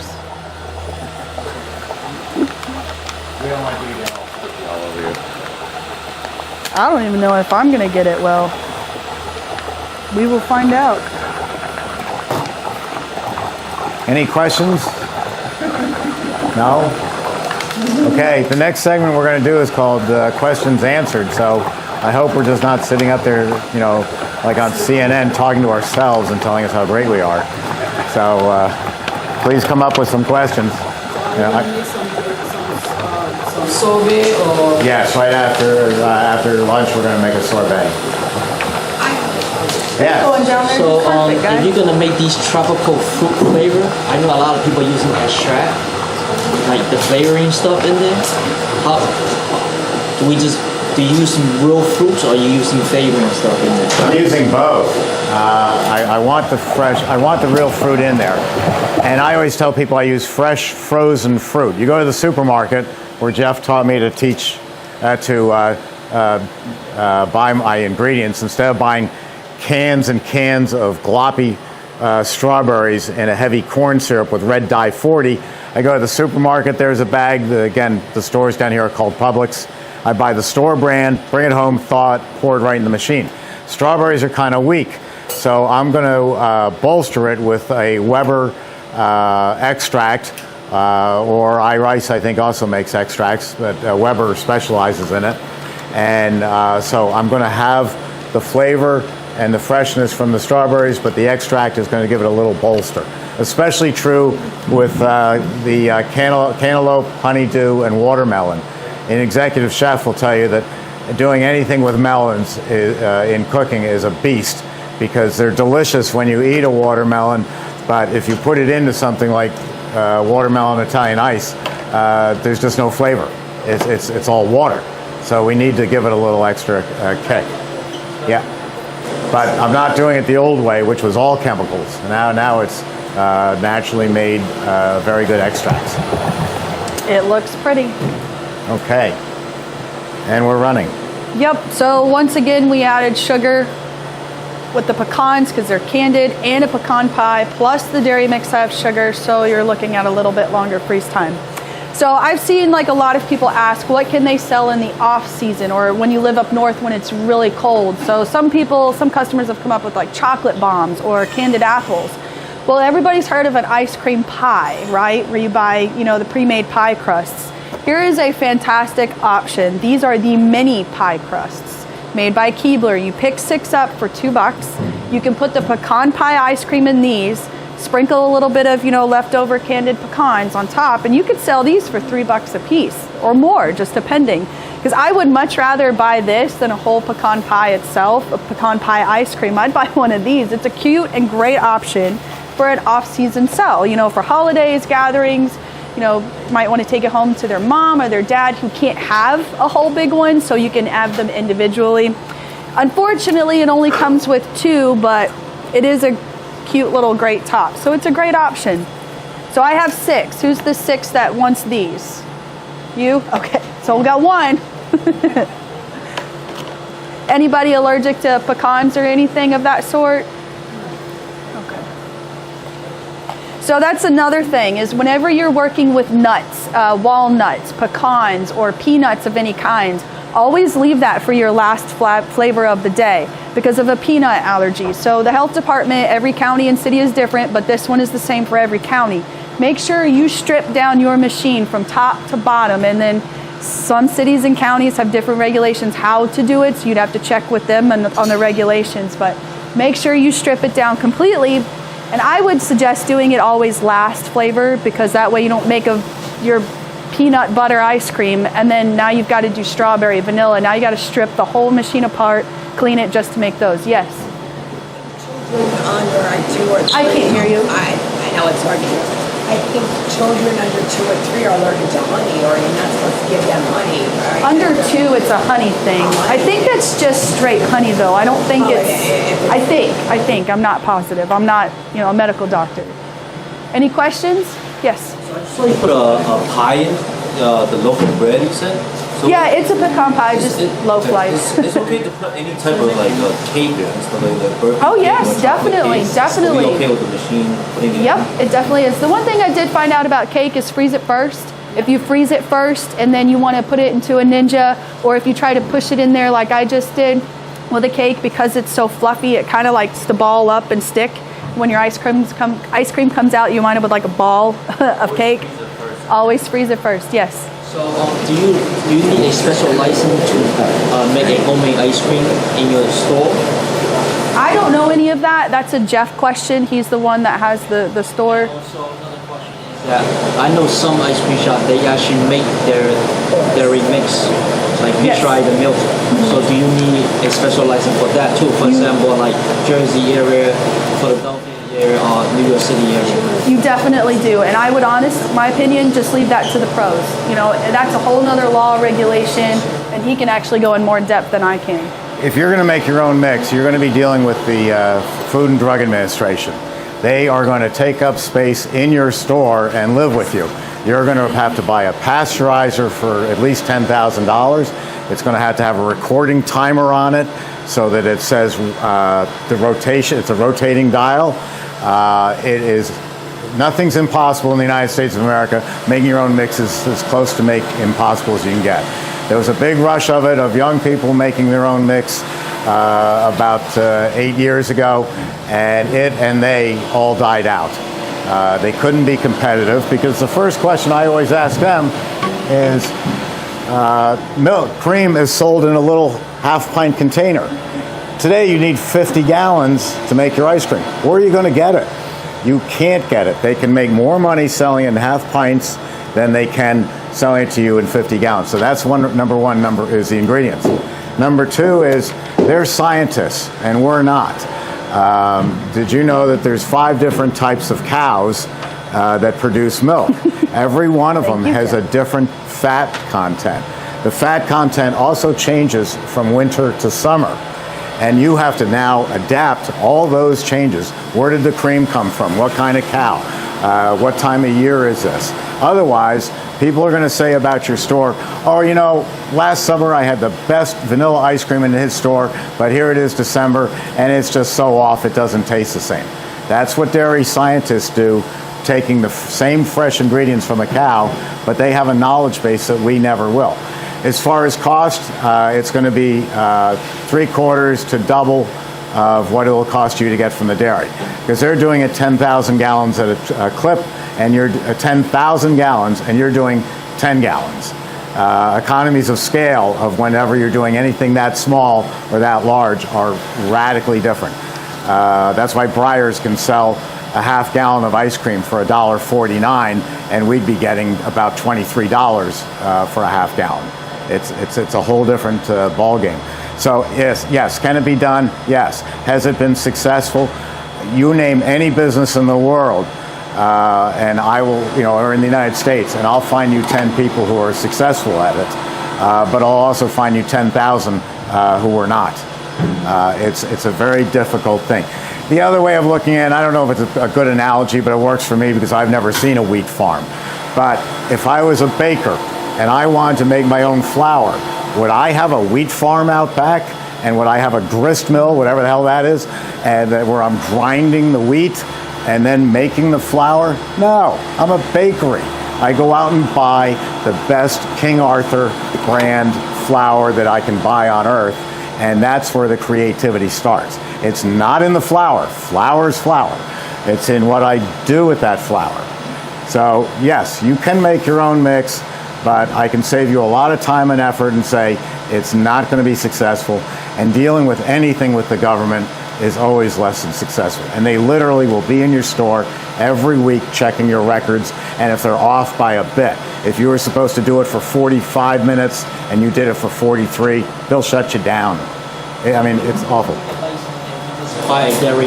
I'm sorry, what? We don't need a license to make ice cream if we buy the dairy. You need a license to be in business. Yeah. Whether you're Emery Thompson manufacturing machines or selling pizzas or baked goods, you need a license. Usually it's called a frozen dessert manufacturer's license, and you go to your local town. Oh, you're Manhattan. Forget everything. Just open up the store. I'm serious. I've been through this. Just open up the store. It'll be 10 years before they fine you, and then the old beg for forgiveness instead of asking for permission kicks in. There are 2 health inspectors in New York City to cover all 5 boroughs, and they only leave their office if someone dies at McDonald's. So don't even call them. Just open the doors. Do everything the right way. Keep it clean. Get the right sanitary sink. Everything else, but don't talk to them. And don't tell them I said so. Said so. In New York, they make alcohol ice cream just like Jeff. Do you need a special license for that? Or Called what? They put alcohol doing in their alcohol? ice cream? Yeah. Oh, Christi's ready. We'll get back to it.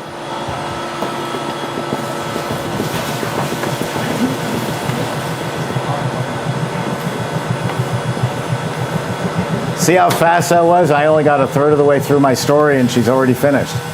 Yeah. It's always so pretty to see coming out. You just can't get any fresher than that. The stuff in the supermarket was made in April to sell to you in October. Can you get me another pan to put under here? Mm-hmm. Please?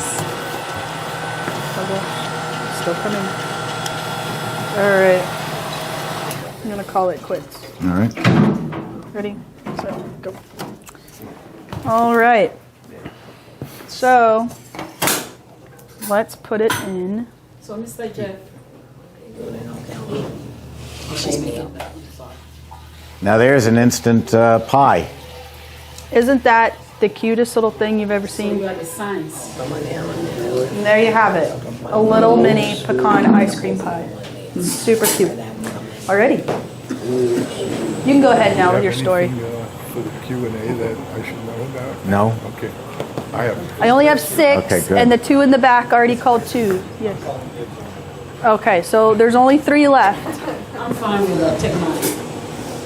It's a really great idea, you know, and a lot of customers I see do the huge ice cream pies, and those are great too, but you'd have to sell those for, about 15 to 25, yes. Is it better to use fresh fruit or frozen fruit? If it's in season, use fresh. If it's not in season, use frozen, because when they do frozen fruits, it's the same consistency, flavor, no matter what, because it's picked when it was fresh. So I would say either or. And it's also great to advertise, on your store if you get fresh blueberries, from the local blueberry farm, partner up with the blueberry farm, maybe set up down there, or he'll put a sign up about blueberries used for the ice cream. But as far as throwing in the machine, is it kind of like the M&Ms where you freeze them and then put them in? If you're using fresh fruit, you don't have to freeze it first. It will pretty much pulverize them. If you're using frozen, I like to put them in a Ninja first because they're going to stay frozen. If you have whole chunks of strawberries that's frozen in a bag and they go in there frozen, then they're going to get frozen again. They're going to pretty much almost come out in big chunks of strawberries, and those aren't fun to bite into. I like to do it by thawing everything. Anything to do with fruit, I thought, and then the machine itself is going to puree it like the Ninja. And as I mentioned before, that's my fruit flavor. If you were blindfolded and you tasted it, you'd say, yeah, that's strawberry, but you take the blindfold off and you go, well, where are the chunks?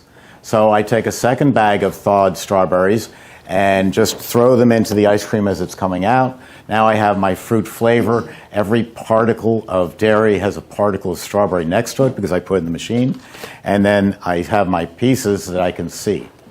So that works out well. If you're working with something like blueberries, they work very well if you put them into a container like this and add a little sugar and a little water and shake it up and put it in the refrigerator overnight. And that's called sugaring the fruit. There's moisture in those little blueberries. We don't want to turn into rocks, but we also don't want to puree them. So by letting it sit overnight in sugar water, they'll absorb the sugar and now they won't turn into marbles. If you've had someone make homemade ice cream on an old hand crank machine, this is what my grandfather started with. He was using this hand crank machine.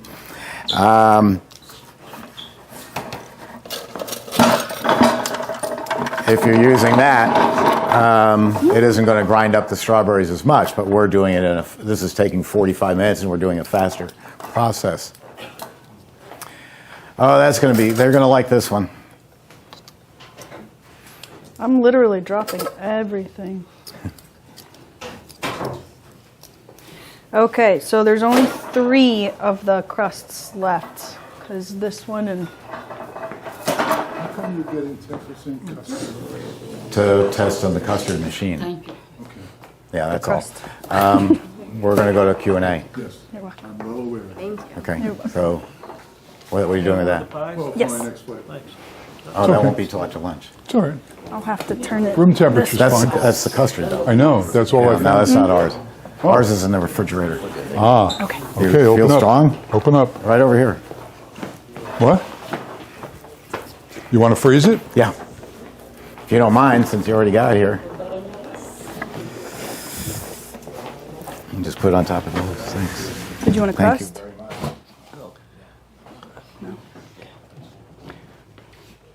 Thank you so much. Oh, did I?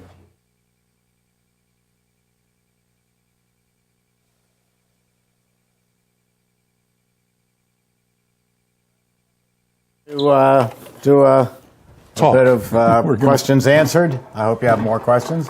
And then we'll have lunch. And then we'll make more ice cream. Always saving the best for last. Yeah, that's why Christi and I have the last flavor. I'm sorry, what? There was a question? Do any Italian ice today? Yes. Yeah, Christi and I are doing that. What flavor? Sorbet. Sorbet, what kind? An apple cider sorbet. Apple cider. Sorbet and Italian ice are the same thing. Italian ice sells for $2. Sorbet sells for $3 just because you can. There's no difference. I'll be back. This little thing is the basis of the Emery Thompson machine.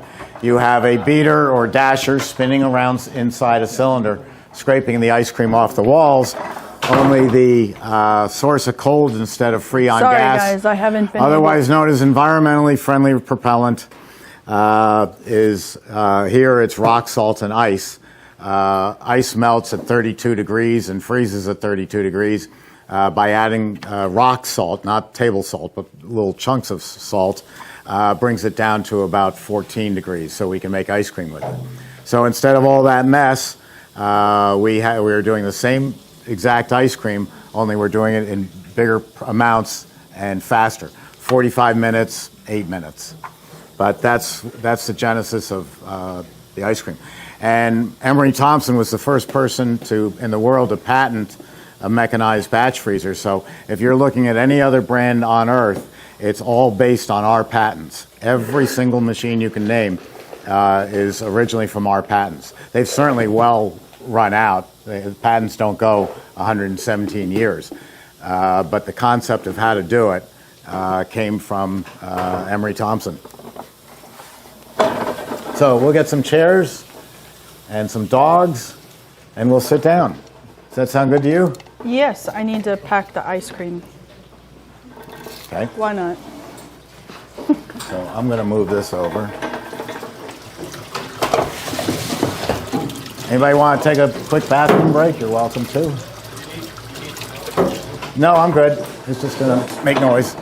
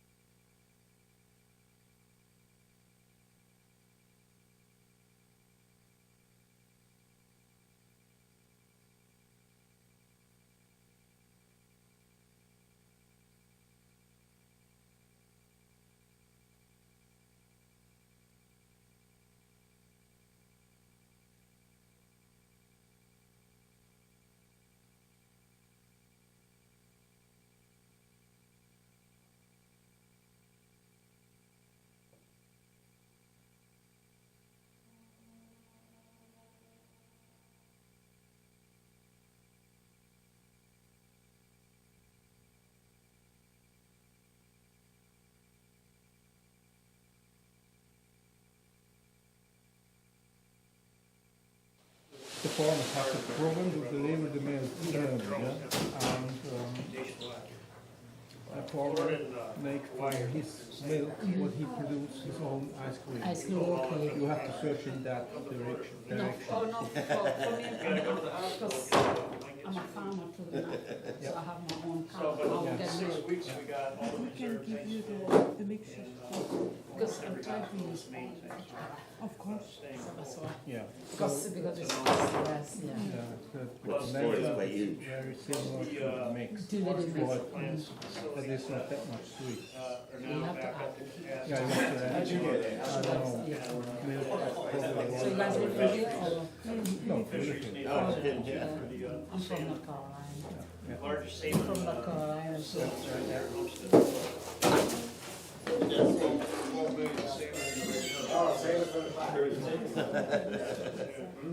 Little straws in your mouth.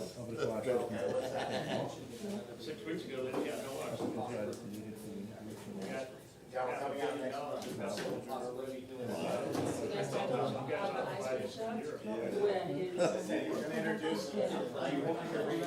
I think they were at the mom.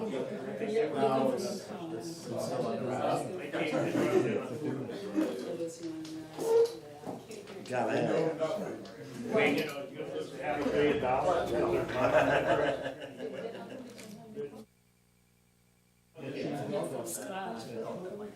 So,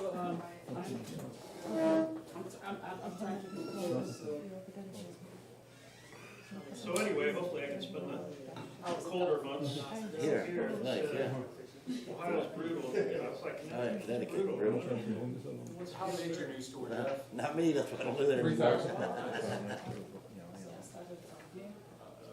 Yep, been out 5 years and never even thought about it. Yeah, there you go. Glad to be not there anymore. I was stationed down here in the military. And Huh.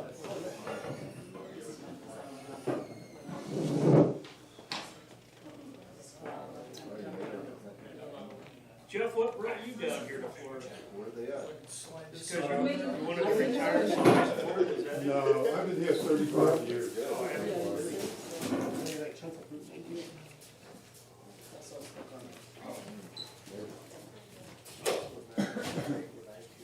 Yeah, because no, I'm really on the farm. Was it everything you thought it would be? Yeah. Nothing more. No. It's good. What makes coming here today good? To have a closer look to the mattress, Oh, okay, that's good. A closer look at it? But you looked at it for 2 days. Stella. No, I want to see Stella. the fabric, how they produce them, and how they build them. Come here, sweetie. Okay, If there's a chance for that. okay. And yeah, the way I see how this put that together. In my Did you boot take camp that big kit that I white- sell, actually, I think it's on the videos also. I have the factory tour. Because our son had yesterday birthday, so we didn't have time at all. Can you hold her for a minute?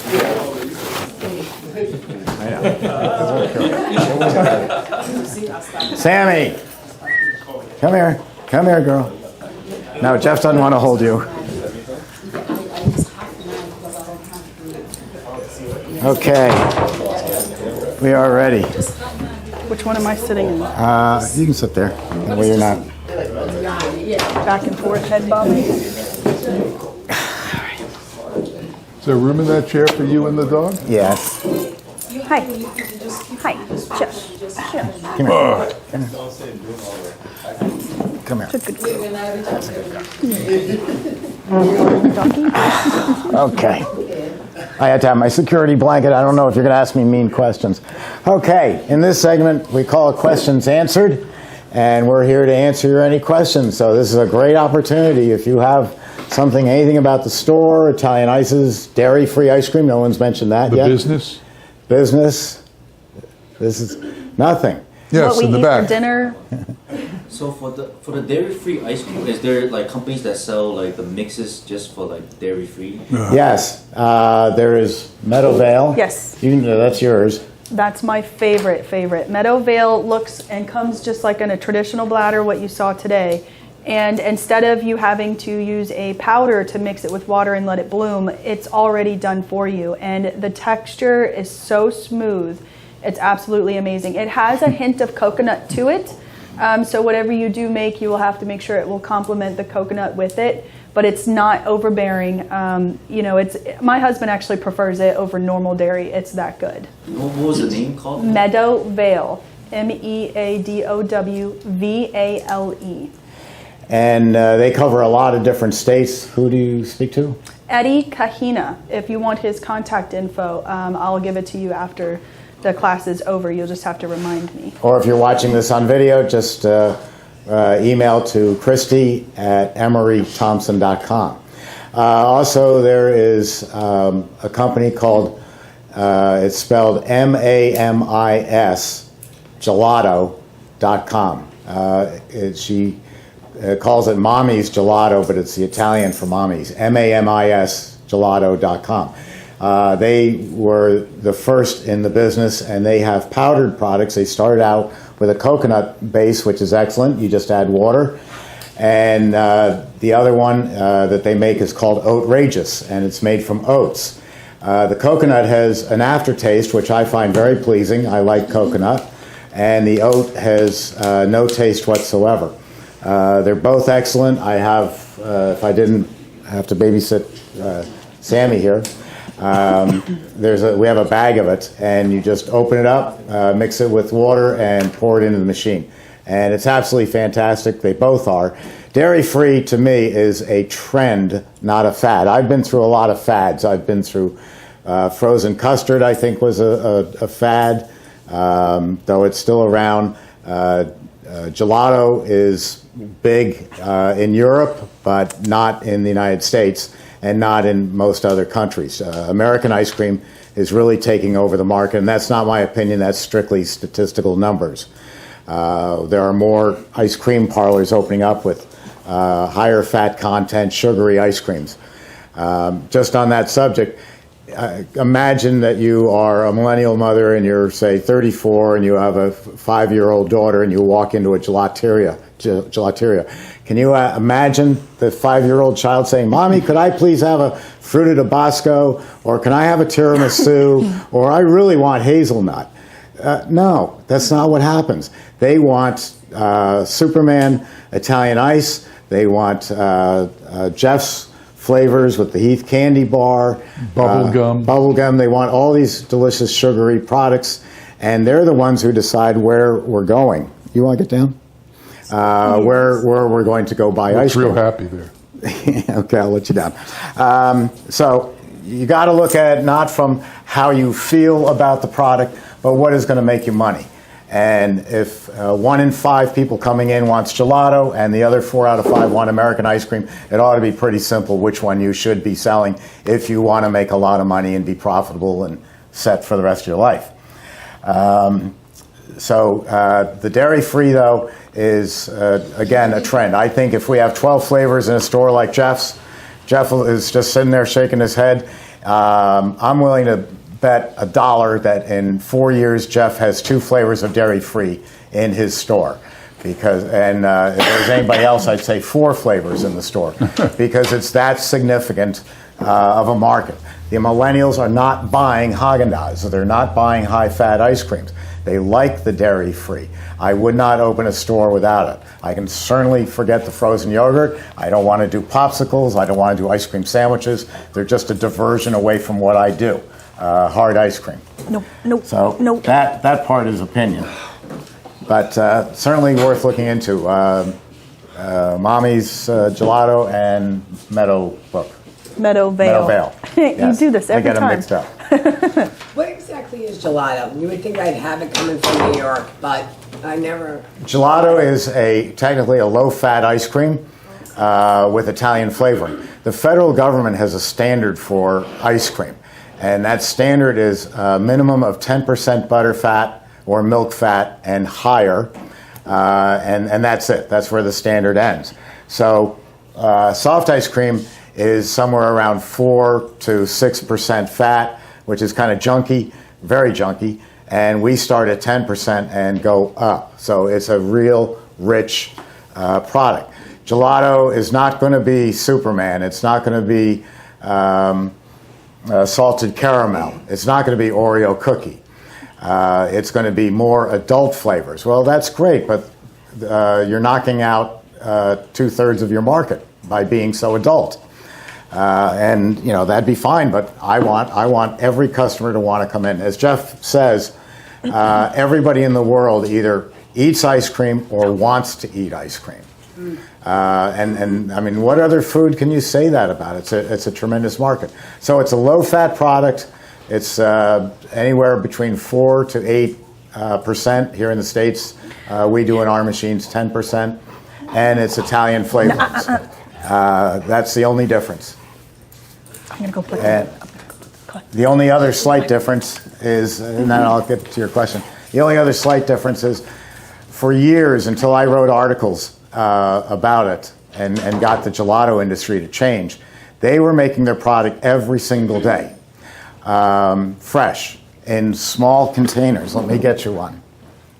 So what happens is I was in Florence and I wanted to try a great tiramisu. So they opened up at 9 in the morning, and I got to the gelateria at 10:30, and they're selling pans like this. That's a 6-liter pan, which exactly fits the Emery Thompson batch freezer. 6 liters is just over 6 quarts. The batch freezer actually makes 7 quarts in most cases. So I get there, and they're out of tiramisu. I go, well, what's up? You don't have the flavor? Well, don't worry about it. There's another gelateria half a block over. And literally, gelaterias are half a block away. So they shrug their shoulders and say, come back tomorrow. So I have no brand loyalty for their product because it's not ever in stock. I go to the next one, I get my tiramisu, and I'm very happy. Here in the United States, if I haven't been to, Paul and I haven't gone up to Cape Cod in about 4 years, and I can still remember 4 C's ice cream's mint chip is the second best on earth after Jeff's. And I know in my brain how it tastes, and I know I want it. And if I get there and they say, I'm sorry, we're out, come back tomorrow, I'm going to be really mad because I've been waiting 4 years for this. In an American business, you cannot run out of product. I went looking for the cookies yesterday for this ice cream at Publix, and they were 90% out. There's a lot of things that are out. You can't be without a flavor. So what did I do? I wrote an article. I said, you guys in the United States doing gelato are making a pan of tiramisu. And since you're not very well known, you don't have a large volume, you can hold it for 3 days, and they don't even sell it out in 3 days, so they throw it out. I said, throw it in a freezer and freeze it like we do American ice cream. Bring it out when you need it. Oh, no, we couldn't do that. We do gelato fresh. Okay, it's like me. We go through a tractor trailer load or 2 of stainless steel a week. Imagine if I bought stainless steel 1 sheet at a time. Not only would it be cost ineffective, I'd be always run out of stainless steel. So now you talk to any of the Italian companies, they'll say, oh, yes, absolutely. Make 6 pans of tiramisu and put them in the freezer. That was sacrilegious in the gelato business until I wrote those articles, because it made common sense. I'm not the smartest person in the world, but I've got street smarts. If I'm always going to be running out, I need a bigger inventory. So I know that goes against what you're thinking. So you had a question about I do. gelato. No, mine wasn't about gelato. Oh, I thought it was going to be about this. No. Okay, that's it? Yes. So you make some pretty creative ice cream flavors, right? And when you're making these flavors or coming up with them, with the mindset of keeping costs down, do you run Absolutely, it's not even in there. Well, when you're coming up with it, when you're experimenting, do you run like half batches to figure out before No, you go? in my class, I teach you how to create a flavor on the counter so that before you put it in the machine, you know if it's good or not. Okay. It's just a simple formula. It's easier than what a lot of people think. But I never consider cost when I make ice cream. Because as you know from the class, the profit is out the window. So you don't have to. Just like I said before, you can use Walmart M&Ms, or you can use M&Ms. And some people will always do that. Some people will buy black and white sandwich cookies instead of Oreos. You know, it's just what you want to do. I would never do that. I have a wife who always buys the store brand, and I always fight with her because it's obviously lesser quality. The flavor, when we grew up, there was only Oreos. They didn't have great value sandwich cookies. So we grew up tasting Oreos and tasting M&Ms and tasting Snickers. So why not, when you're making ice cream, that's what we want to do. We want to recreate that experience.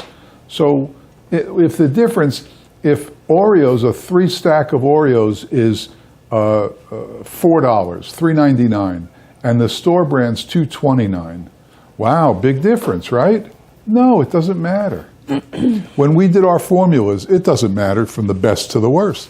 It's pennies. It's pennies. Our ice cream is $6. And out of $6, you're going to make somewhere around 65% profit, which is insane. So what's the difference if you make 62% profit, 61, 50% profit? It's amazing profit. So I am a buyer of the best, whatever I can buy the best of. Christi, what do you buy for your family? Would you buy Breyers at $2.29 a half gallon, or would you buy a high-quality ice cream from an ice cream parlor? Well, my kid's rotten, so it would be the high-quality ice cream. And she knows the difference, too. When she sees that M&M and she looks at it and she'll go, ooh, they got the real M&Ms. So she knows. Kids will pay attention to that. Everybody knows. Yeah. Everybody knows the difference. And some people are just willing to settle. In my class, we had 20 people yesterday. 15 of them are going to buy the cheap brand. Wow. It's a natural instinct when you're reaching. I think there's a difference. Like Oreos, you can't fake an Oreo, but there's some things that you can buy. But yet the Walmart Oreo, brand. the knockoff Oreos are real. I mean, you see them stacked up to the ceiling They're in the gross. supermarket. No, I'll agree on My that. question was less about the quality of the products going in and more about like figuring out the ratios of the mix. You know, like how many Oreos am I putting in here? How much mint flavoring am I putting in? It's all high quality stuff going in, but when I'm figuring out those ratios and the mix of that, Okay, a good simple question. way to do it without going through a whole 10-quart bag. Good question. Realize that you are going to be the judge of what's good and bad. Maybe the two of you. Maybe you'll give it to her and say, what do you think? Which is good. You need a sounding board. But ultimately, you're making the decisions for the store on what you believe is the best flavor ice cream. So when you make a test batch and you taste it and you say, needs more mint, and you add more mint, she may say, oh God, you're killing me with the mint. It's too much. So somebody has to be the buck stops here for your store. With me, it's always me. I, maybe wrongly so, but I know the best flavors. I know what they should taste like. I happen to love ice cream. That's what brought me into the business. I absolutely love ice cream. You guys think you love ice cream? You don't hold a candle to me. So ice cream is my creation. Now the customer is going to give you feedback. Somebody's going to taste it and say, "Ooh, you know, this pumpkin praline has pumpkin taste awful in it." And okay, so you give them something else. But if three minutes later somebody tries and says, "This pumpkin is terrible," then you're going to start to think. So even though you thought that was the end all, this is perfect pumpkin praline ice cream, I got it nailed, they're telling you no. So who's right? Customer's right, because they're putting money in your pocket. And if they stop putting money in your pocket, it doesn't matter what you think. So it's a fine line. I always start with what I think is the best, and I make what I think is the best. And over 12 years, maybe 2-3 flavors have bombed out. That's all, because I believe I know. I could come into any, my wife and I are planning an RV trip to all the people we've put in business around the country, and there's hundreds of them. And we want to, because we're proud of that, and we want to see what they're doing. And I'm going to taste the ice cream. Of course, I'll come back fat as a house. Can we do that, But I want to Steve? taste the ice cream. Can we go? I'll go to Trinidad and Tobago. Well, we're going to start in this country. We don't like to travel. I'll take Secaucus, New Jersey. I've got Hawaii. And we're going to try the ice cream. And I know that I won't like it in many of the stores, because for 2 reasons. What are the 2 reasons? They're using a cheap product. No, I think the Every 2 reasons region are is they different. think it's what should be, and then in those areas maybe the customer doesn't. Mint and coffee are 2 very weird flavors. You love them or you hate them. And for the people who love mint ice cream like Steve, you're going to go in with a very discerning palate for mint ice cream. That's right. And if it's not up to snuff, you're not going to want it. So even if I make the mint ice cream, he knows probably more than I do, because he loves mint ice cream to the exclusion of all other flavors. So if he says it's no good, I'll take his word for it as a representative of the customers. So you have to play 2 hands. It's not easy. Ego comes into play. You create a flavor that is, oh man, this is to beat the band. They're going to beat a path to our door, and it doesn't sell, or people don't like it. You got to eat crow. You knock it down, you dump it. I've dumped many flavors. I dump them. Take the 6 gallons, tell Loretta, dump them. Put them in the sink, dump them. So it's a fun. But I was telling somebody before, when you first open your store, you're going to open with at least 6 to 8 to 10 flavors that are absolute winners, killers. Got to have them. Got to have a great vanilla. Got to have a great chocolate. Got to have a great fruit-based ice cream. Got to have some seasonal stuff. Got to have all these crazy things. Not crazy. All these standard flavors. Made the best in the world, but they're standard flavors. And so once you get out of that, now you can relax a little bit. Something doesn't work, you still got your base. That's when you put that pickle Italian ice sign out your door. Oh, I made some stuff that's... I made Sambuca ice cream. You know what Sambuca is? Anisette. I loved it. I thought it was great. And the first night I brought it out, it was vile, terrible. So we dumped it. I thought it was great. Other flavors that I make adult flavors with alcohol also, in addition to regular ones. And I'm a bourbon drinker. I made honey bourbon. How can you go wrong? Great bourbon, great honey. How can you miss? It missed. Actually, Steve led me to make a real loser. Which one? Well, before you bring out our friend Sharky, which one did you make? Cinnamon Toast Crunch. Okay, but I also gave you Speckaloos, and you claimed it as you made it. Right. And it was mine. Right. I know. So Steve made Cinnamon Toast Crunch. You made cinnamon toast. I forgot. No, he made it here. Oh, that was yeah, it was awful. And when it was awful, but the flavor was good. You ever have Cinnamon Toast Crunch cereal? The flavor is pretty good. It's a top cereal. And I realized the problem was that it was soggy in the ice cream that he made first time. So I went back and I put it in the Ninja and made Cinnamon Toast Crunch dust. And then I infused the cream with it. And it came out very good. And I thought, wow, this is pretty good. So at the new store, I made Cinnamon Toast Crunch ice cream.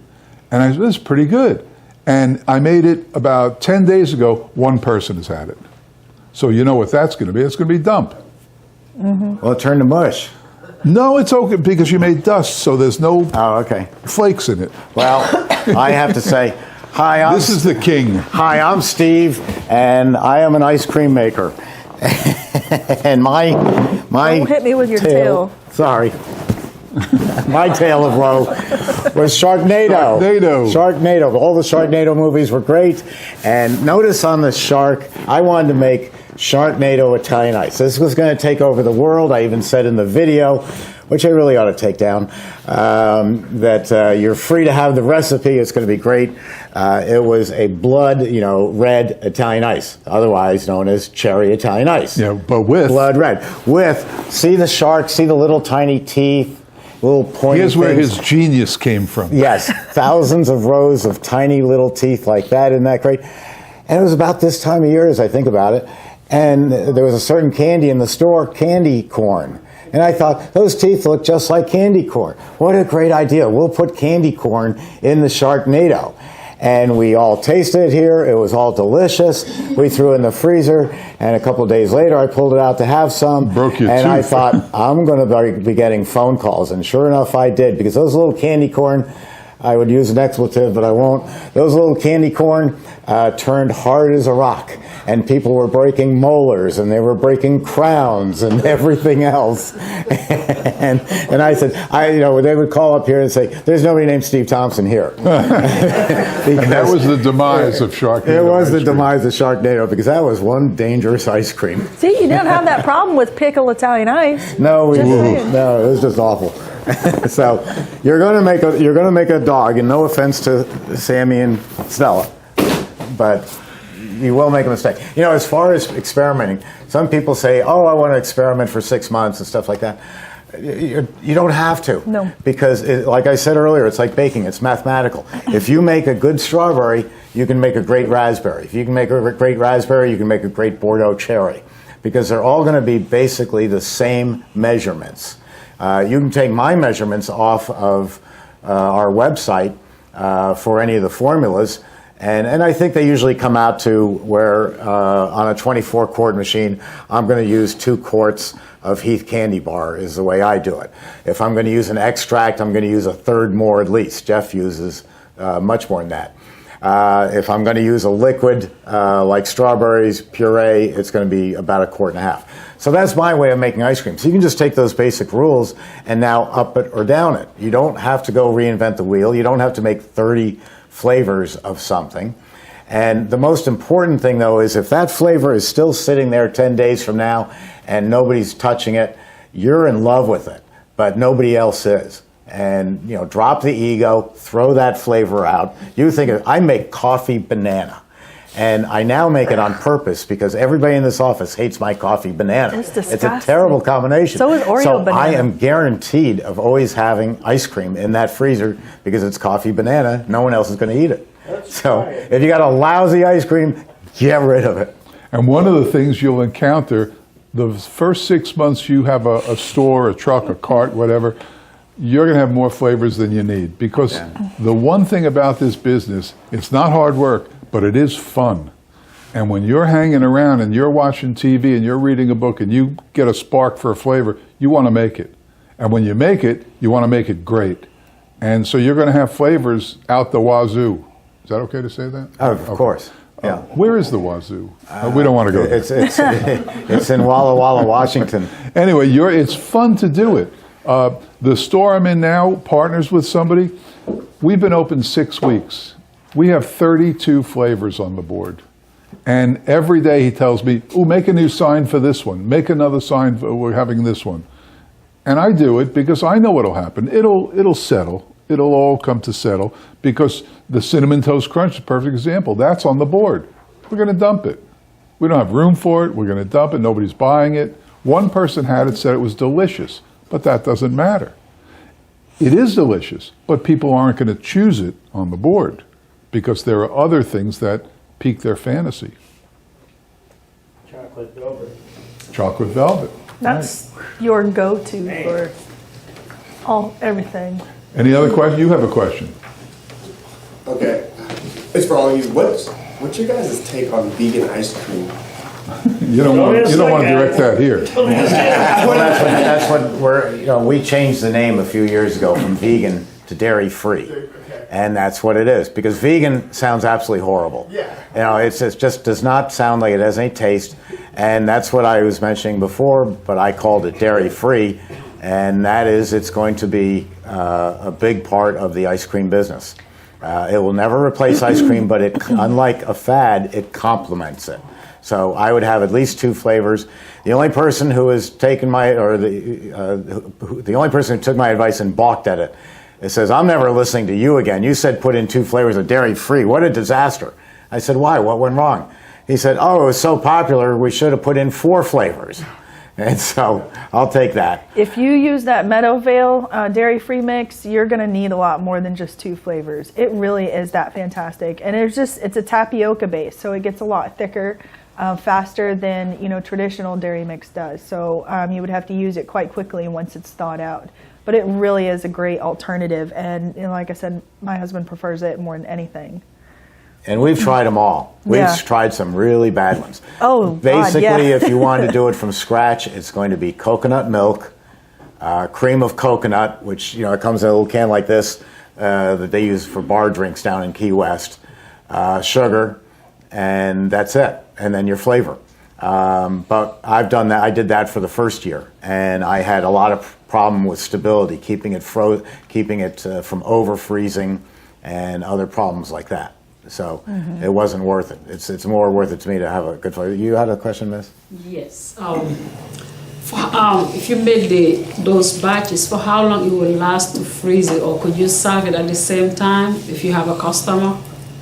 You could serve it at the same time. I wouldn't recommend it because you're not going to get your traditional in a scoop to scoop it and put it into a cup or cone. And it'll last. I mean, Jeff, what do you think? How long would it? Ice cream? Mm-hmm. If you freeze it or put it in the freezer? Yeah. Well, Steve, you have the best answer for this. If it's fine in 6 weeks, you made the wrong flavor. For how long should I freeze it before I serve it? 12 hours. Overnight. Just 24 hours? 12 hours. 12 hours, okay. And keep it in the... And that's 12 hours in a chest freezer or a blast freezer. Ah! Yeah. Stay tuned. Yes, you had a question. Which flavors would you guys recommend for the dairy-free? What are the more popular ones, or ones that stick to the Go ahead. I was going to say, so grape nuts, those are vegan, right? Grape nuts, like the cereal, do you know what I'm talking about? Okay, I thought so. Just double checking. There's no cow. Okay, just some, anyways. So golden raisins and grape nuts, it is a fantastic combination. So you take the golden raisins and you soak them overnight in the dairy mix, like pour some into a container because it's going to rehydrate those raisins, those golden raisins, not plain ones, just golden. And just do the grape nuts and golden raisins with that coconut background with that dairy-free. My daughter loves it. She calls it the cereal ice cream. Can I have the breakfast ice cream? The cereal ice cream.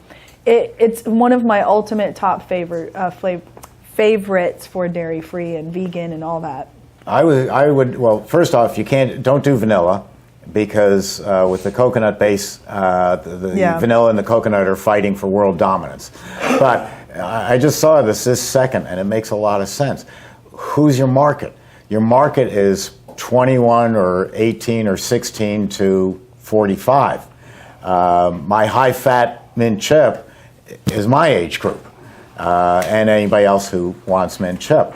So I think I would do the exotic flavors, the things that are not normally seen in an ice cream parlor. I have made avocado ice cream a number of times. Jeff just coils at the idea. It's fabulous. Avocado makes great ice cream, and that color, that green is very attractive. I would do whatever is trendy in ice cream, whatever's trending, that's what I would do in dairy-free. And when it's not trending anymore, get rid of it. Bring in another one. You only have 2 or 4 spaces, so turn them over. I would scratch that avocado and go with matcha green tea. Matcha green tea ice cream. There you go. Sorry. I didn't like the matcha green tea. That's very popular in like Seattle. Any questions? Yes. So I have a question about like your thoughts about blast chiller, because we heard of Jeff opinions about the blast chiller. I was wondering, what's your opinion about it? Oh, Jeff is so absolutely wrong. It's incredible. Well, when he takes his ice cream and puts it into that freezer, and if he makes a lot of ice cream, now you can't go buy everything. You can. He believes he believes what he says, but he doesn't tell you at the old store he had 11 or 12 chest freezers. 13. 13. If I am a 600 square foot store, where am I going to put 13 chest freezers? If I'm lucky, I'll get one in and maybe two. Now, those chest freezers, Sears, Home Depot, Lowe's, will go to -10 below, but they were meant to only hold already frozen products. You go out and buy 10 DiGiorno frozen pizzas and put them in that freezer, you're fine. Everything's great. But if you make 10 pints or 10 quarts of hot soup and put them in there, that temperature is going to skyrocket up. And then slowly overnight it's going to come down. If I overload that freezer with ice cream, the temperature goes up because the box was meant to hold frozen products. Frozen green beans, frozen DiGiorno pizza. I'm putting warm ice cream, 20-degree ice cream into it and asking it to go to 10 below. That box is going to go up and then it's going to go down. And if you have 13 boxes, you don't have this problem. If you have one box, you've got ice crystallization. Everywhere you're going to read is how fast can you make it? How fast can you freeze it? And that does a lousy job. So you are eventually going to need a hardening cabinet. Which is designed to go to 30 below and stay at 30 below. You can make clam chowder all day long, 5-gallon pails of it, and throw it into a hardening cabinet. That box will still stay 20 to 30 below. And that's what you're going to need. But remember, the first thing the three of us are trying to do is put you into business, I hate to say on the cheap, but on the cheap. We're trying to get you in economically. And so if a box is going to cost, a hardening cabinet is going to cost $8,000, and you've got small square footage, I would probably start off with a CB350, one of those chest freezers, and now I'm in business. I'm selling ice cream, and if I fill it 1/3 of the way today, and overnight it freezes rock solid, great. Now it's like I've got blocks of ice in there. I can fill the second third tomorrow, and a third the next day. After 3 days, I'm ready to go into business.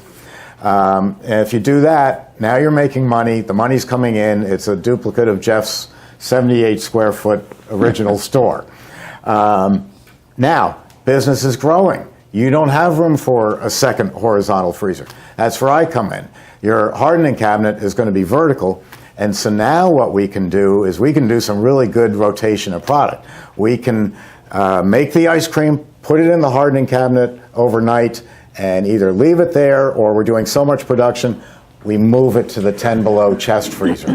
Because now it's 30 below, and we're putting it in 10 below. It's actually warming up.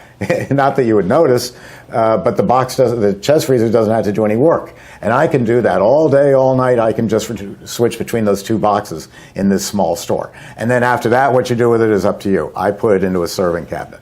So you don't need the hardening cabinet today, but you're going to need it within 3 years. People call me up and they say, we're making a ton of money. We've got lots of cash coming in, but we're limited by our production schedule. We want to buy a 24 quart. And I'm a bad salesman. I have to turn them over to Christi because she's now gotten better than me. Because I say, well, what good does a 24 quart do? You have no place to put the ice cream. What you really need is more hardening space. So if they go out and buy a hardener, now they can run this machine twice as many hours. They don't need another Emery Thompson. Then they'll come back in another 3 years, and yes, we'll sell them an Emery Thompson. By that time, they're moving to a bigger store. So it's a rotation of the ice cream and how much can you keep frozen. Jeff's system works because he's got 13 of these things. It doesn't work with 1 or 2, except in the very beginning. You don't have $8,000 for a hardening cabinet today. But just like Jeff said, he was 6 months before he sold his CB350 off because he had to get bigger that quick. There was actually someone, this still bothers me, there was someone on social media who said that I was just a money-grabbing gouger because I was talking people into CB350s when I knew they needed a 24 quart. And he said, you're just trying to get their money so they have to sell their machine in 2 years. No, I'm not. You don't have $30,000 today. You do have $12,400. Let's get you into business at $12,400, going up January 1st, folks. You don't have the money for the bigger machine. You buy what you can afford. And it's that simple. I'm not trying to gouge you. And besides, they just had a CB350 on the market. It was 1.5 years old. It sold for $700 less than a brand new one. $700 less. I thought it was $550. It was $550. You're right. It was $550. Yeah. Can you do that with the car you're driving today? Can you, go off the lot with the new Acura and turn around and sell it for $550 less than you paid for it? There's not a chance in the world. It just lost 40% of its value. See, I'm kind of play off of that just a little bit. So, and I'll be the middleman or odd man out. So he says for sure don't. He says for sure does. And I'm going to say depending on your situation. So I talked with a lady yesterday who lives in Georgia. And she has a peach and blueberry farm. She's wanting to start to offer blueberry ice cream and peach ice cream. And they were asking me all kinds of questions like everybody typically does. And she asked, one of those things was about the hardening cabinet. And I said, in your circumstance, no. She was very far off the beaten path. She was no foot traffic. She was no touristy place. And she said people would actually have to find me, come to me to find me. And so for that right there alone, 2 chest freezers, she's going to be fine starting off. And then in her circumstance, yes. Like I said, it depends on your situation. And another thing, a point was the CB350. And they asked, well, if you had the capital to go ahead and buy the 24, would you?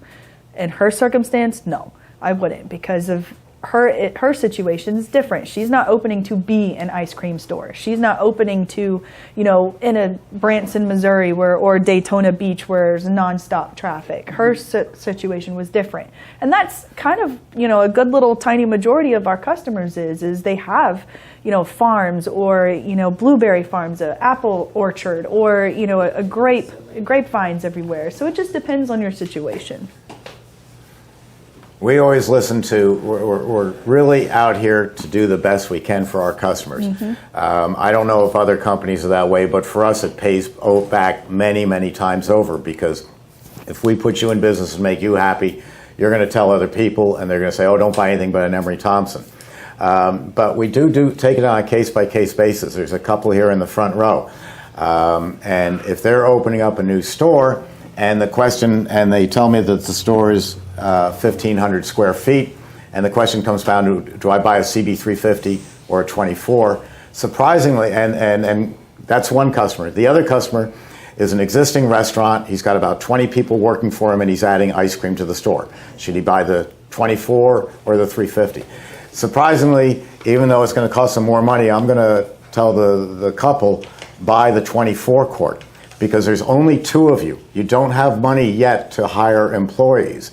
You're going to be making the ice cream, buying the ingredients. You're going to be cleaning the floors. You're going to be selling the ice cream. You're going to be running QuickBooks. You're going to have a hard time finding enough time to make the ice cream. So you probably need a bigger machine. The guy with the 20 employees in the restaurant, which size machine do I buy? I'm going to need a lot of ice cream. I tell him, buy the CB350. You can afford anything you want, but buy the CB350 because you've got all these employees, and making ice cream is fun. That poor guy who's chopping celery all day long would give his eye teeth to go make some ice cream. And it's so simple. Teach them all how to make ice cream. They'll have pride in the business. I see the little kids eating that mint chip. Well, I made that, or I have made that before. I'm part of this business. I'm part of Emery Thompson restaurant. And that goes for a lot. So we take into account every consideration when we recommend a machine. It's not about dollars and cents. My old, never met him buddy, Rush Limbaugh said, if you love what you do, the money will follow. And I'm 70 years old. I'm probably going to work till 92, and then I'm going to go into Help the me. Italian ice business and wholesale. And I do it. I'm very fortunate. And Jeff and I privately talk like this too. We don't necessarily do it for the money anymore. No, we're not going to give you a discount on a machine. We do it because we know we're putting into people into business, and we're changing lives, and that's pretty cool. Mm-hmm. It's not your standard business. It's not my father's business. So just on that note, just for a second, so after you're out of the picture, retired, how is Emery Thompson planning on moving forward? Right there. Right there. Is she your daughter? No, I may adopt her. It would be cheaper if we adopted her. Then I can pay her the same low wages I get. I'm sorry, it's not 1952 where we work for $1.16. No, right. Next generation. And the whole office is like that. I've got a most incredible office. I tell people that, I tell people that all the time. A lot of people have issues, or employers have issues with their employees just leaving, like a high turnover rate. We have the opposite problem. Nobody wants to leave. The only time anybody ever does is they're moving out of state, or they have to stay home because of their children. That's it. It's often the spouse gets a higher paying job and has to move to Albuquerque. Oh yeah, something like that. Yep. That's it. We just have that. We're having, at least with this, you can even train, younger people to do it. Yeah. No, we'll be here forever. We're very sought after. Yeah. Yes. So, any brand do you recommend if we decided to get a Holland the glass chiller? If you talk to me in about 3 weeks, I'll be able to tell you a great brand. But I can't right now. Because we have the NICRA convention coming, and probably something's going to be introduced at the NICRA convention. That's the National Ice Cream Retailers Association, and they have a convention once a year somewhere in the country. This year we're in Orlando, and if you can get to it, if there's enough time to see this video, it's incredible, because a normal convention is they're selling pots and pans and beds and Hot Pockets and all these other items. This one is all frozen desserts. Everybody there is either in the frozen dessert business or going into the frozen dessert business. There'll only be about 400 people there, and probably about 60 or 70 booths, and all the booths are related to frozen desserts. And I told you at the onset, nobody's going to tell you their secrets about their business, except at this convention. Everybody's so proud of it. I could walk up to Jeff, and I don't know if it's the drink with the umbrella in it that's loosening his tongue, but they're so proud of what they do. You walk up to them and say, well, where do you buy your chocolate chips? And boom, they'll tell you like that. You walk into their store and they'll say, I'm not telling you, you're trying to steal my ideas. But at this convention, they just spill their guts. So do we have an opportunity as regular people to be in that? Yes, you can sign up for it at nicra.org. They also have a one-day pass for about $60 or $80. I'm not sure what it is. What's the name of it again? I'm sorry. NICRA.org, and that stands for the National Ice Cream Retailers Association. It's going to be, starts I think November 9th, so you don't have much time. But they have a one-day pass, which is all you need. November 7th. Thank you, God. And I'll be there. Where's the convention located at? Orlando. Yeah. But you have the link on your homepage. Yeah, I don't have that, do I? I do? Yes. Oh, see, what do I know? Social media takes care of it. I have to worry about world peace and the economy, and I'm screwing both up. They worry about what's on Facebook. And I'll be there. And Jeff will be there. He's going to stand in the booth and sign T-shirts if you buy them. How about some lunch? Everybody ready? Chit chat for about 3 more minutes while I go grab it. Okay. Ask some more questions. Here we go. Sorry. About the small machine. Is there already wired for 220, or if I order that, I have to tell it if I order them, or how is it? If it's for in the United States, it'll be 220 and what we call 60 hertz or 60 cycle. That's US voltage. If you're using it in a foreign country, it's going to be 220, but it will be 50 hertz. and we build it from the ground up as a different machine.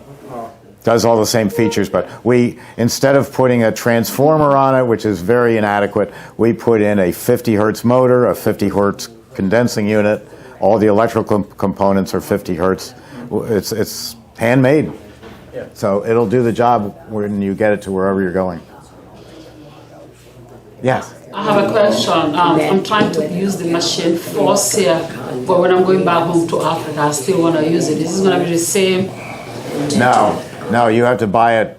The United States is 60 hertz. That's how many cycles per second the electricity moves. In the United States, it moves 60 times in a second. In Europe, it moves 50 times in a second.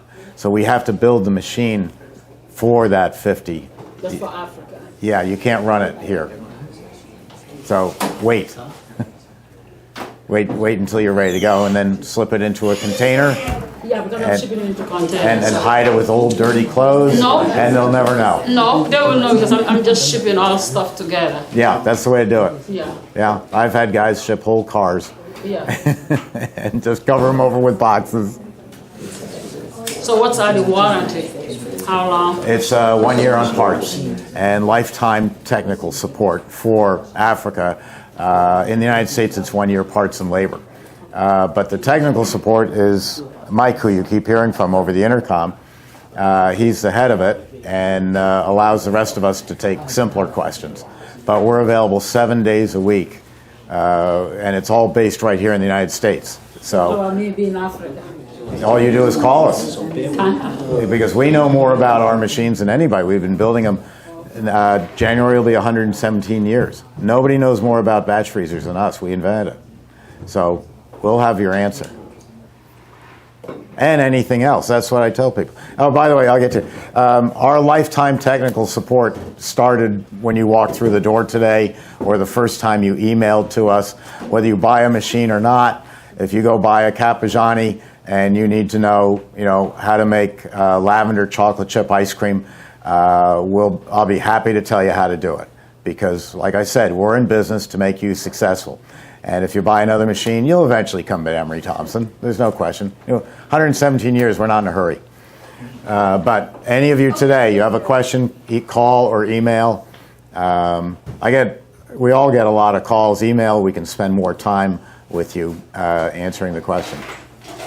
But both are fine. We're good now. So we have sandwiches over here and chips. There's ice for sodas. All right, welcome back. Mike. Hi, Jeff. What are you going to make? I'm going to make well, you be the judge, okay? We'll see what you think. We have an interesting story about this flavor in the store, and we've only been open 6 weeks, and this flavor has, there's something to say about it. So let's make it, and then we'll talk about it. Fair enough? Now, when you say 6 weeks, you've been open for years. I never made this flavor. But you've been open for how many years have you been in business?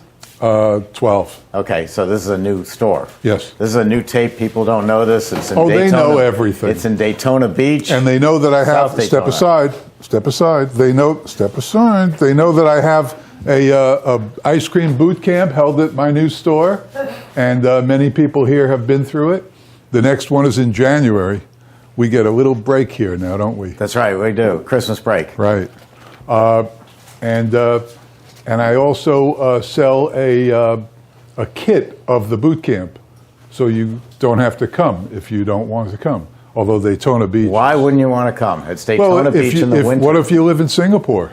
Doesn't matter. It's Daytona Beach in the winter. Yeah, but it's expensive to get there. It's time off from work. It's all that stuff. It's a beach.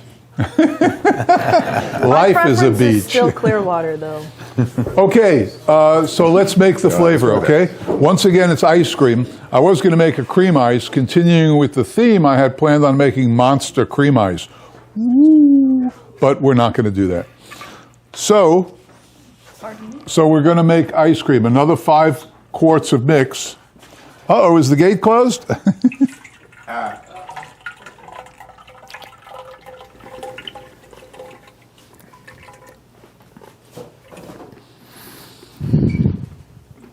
3 consecutive 5 quarts without spilling a drop. All right. It ought to be an award there somewhere. Yes, we'll add some vanilla. Steve. Sir, you need more? No, I don't need more, but you will. Yeah. No, I have another bottle. Okay. Okay. All right. We'll fire it up. You press once, it says make ice cream. You press make ice cream. You go to homemade, and you press start. And it'll show you that it's spinning counterclockwise at 234 revolutions per minute. It's just like Steve had the bucket out here from Grandma's days. She didn't do it at 234, but it took longer. She would do that for 40 minutes, you know, churning the ice cream. And remember, as kids, it's your turn, come on, because nobody could keep doing it for 40 minutes. So we all took our turns doing it, hoping that we were the last ones, so we, you know. These are pecan pralines. The flavor we're making is butter pecan. In that, I'll get it. I'll get it. I have a cake here.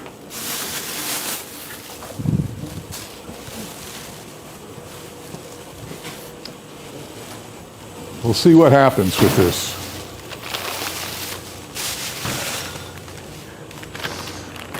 This is, I can't turn it around. I can't let them see what I'm doing.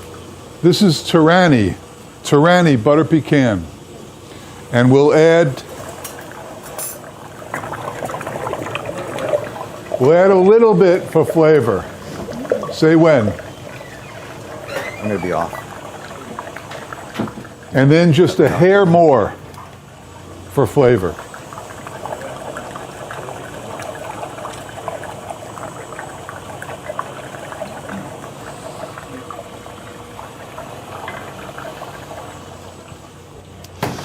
We'll throw these babies in.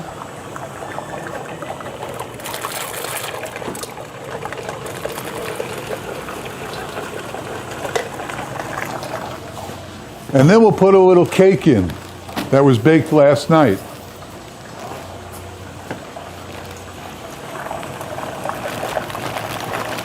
I wanted it frozen, but it just never got frozen enough. So we'll have to go with what we got.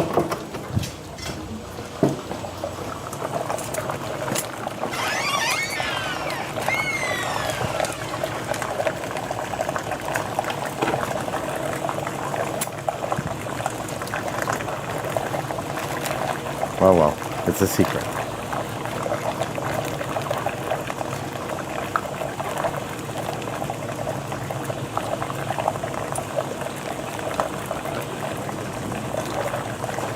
What? The regular vanilla cake? No.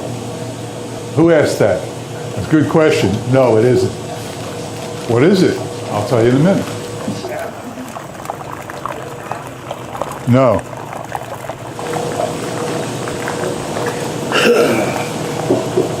A muffin?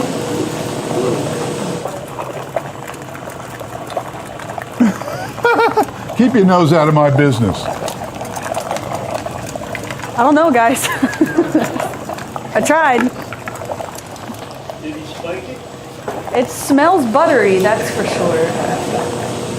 Is that an MRE cake? What? MRE?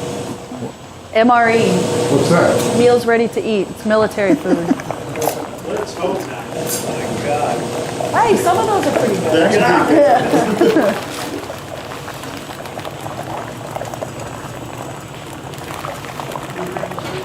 No. My whole family was there. Air Force. Yay!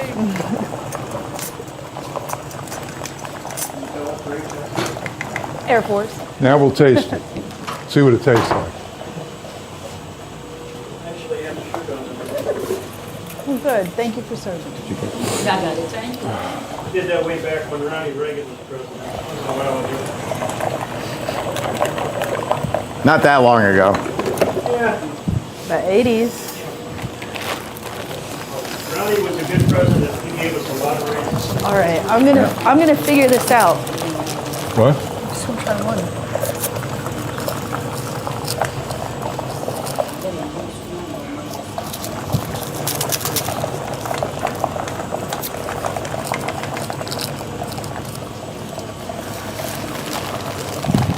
How's alcohol? The cake is, believe it or not, Duncan Hines butter pecan cake.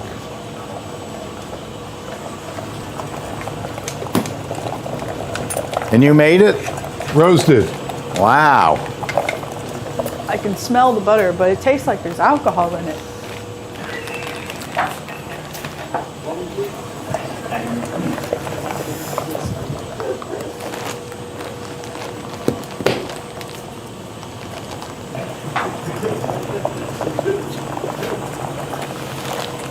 Almost. You guys can't tell how fast that is. Pet or pest?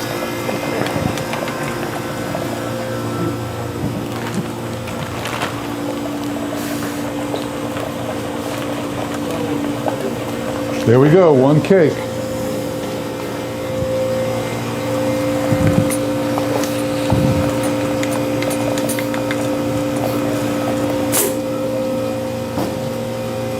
Okay, so any questions about anything? No?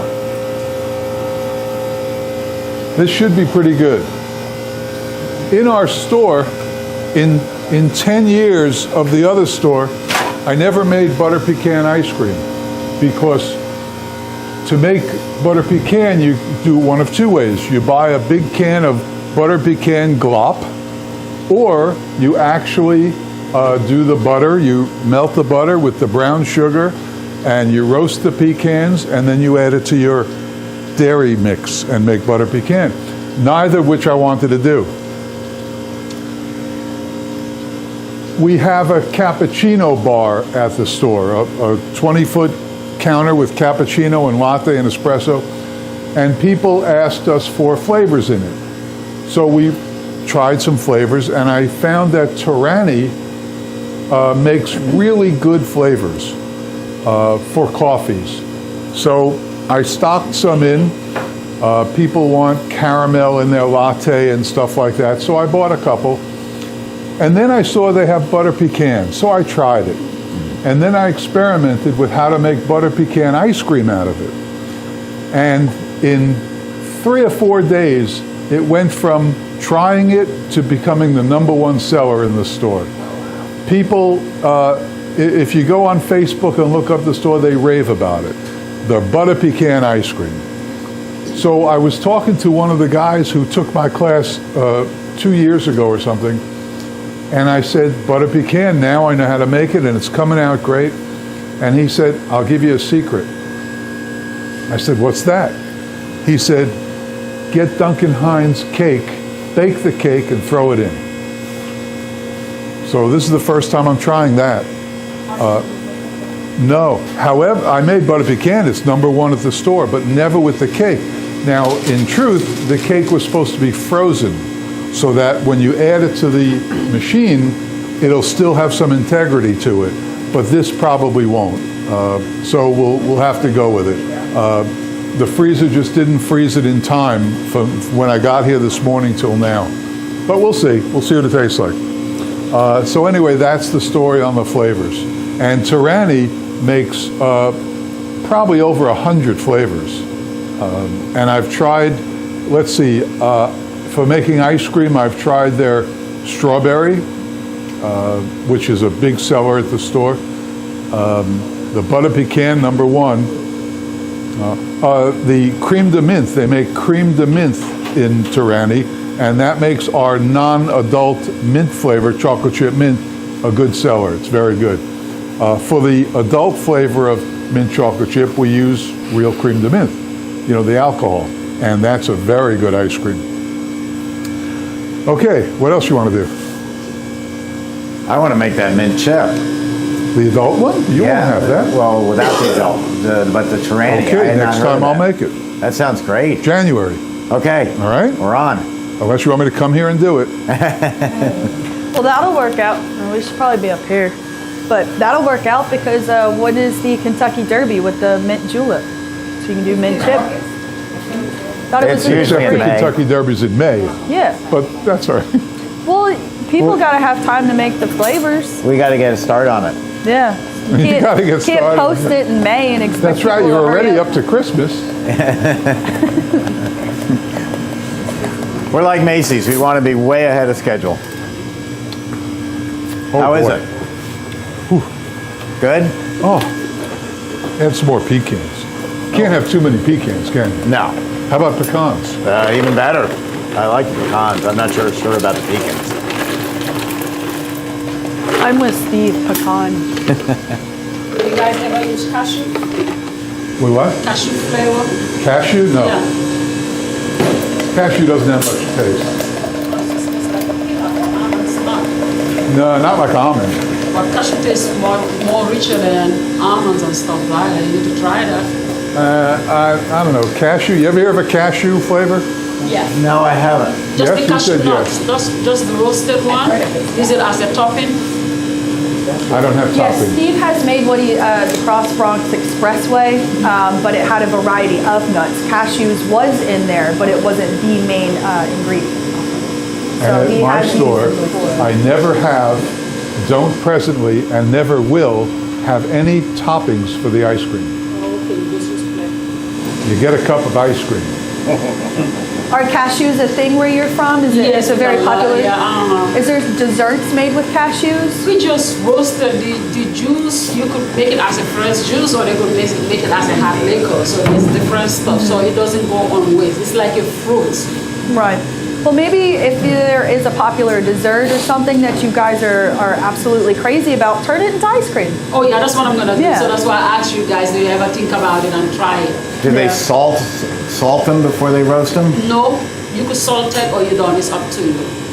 That might be good in the ice cream too. Yeah, Is that's what I was salted thinking. roasted. That's what I was giving you guys Yeah, an idea. the dairy with the salt, it goes very well. What part of Africa are you opening up in? From West Africa. West? Gambia, yeah. What country? The Gambia. Gambia?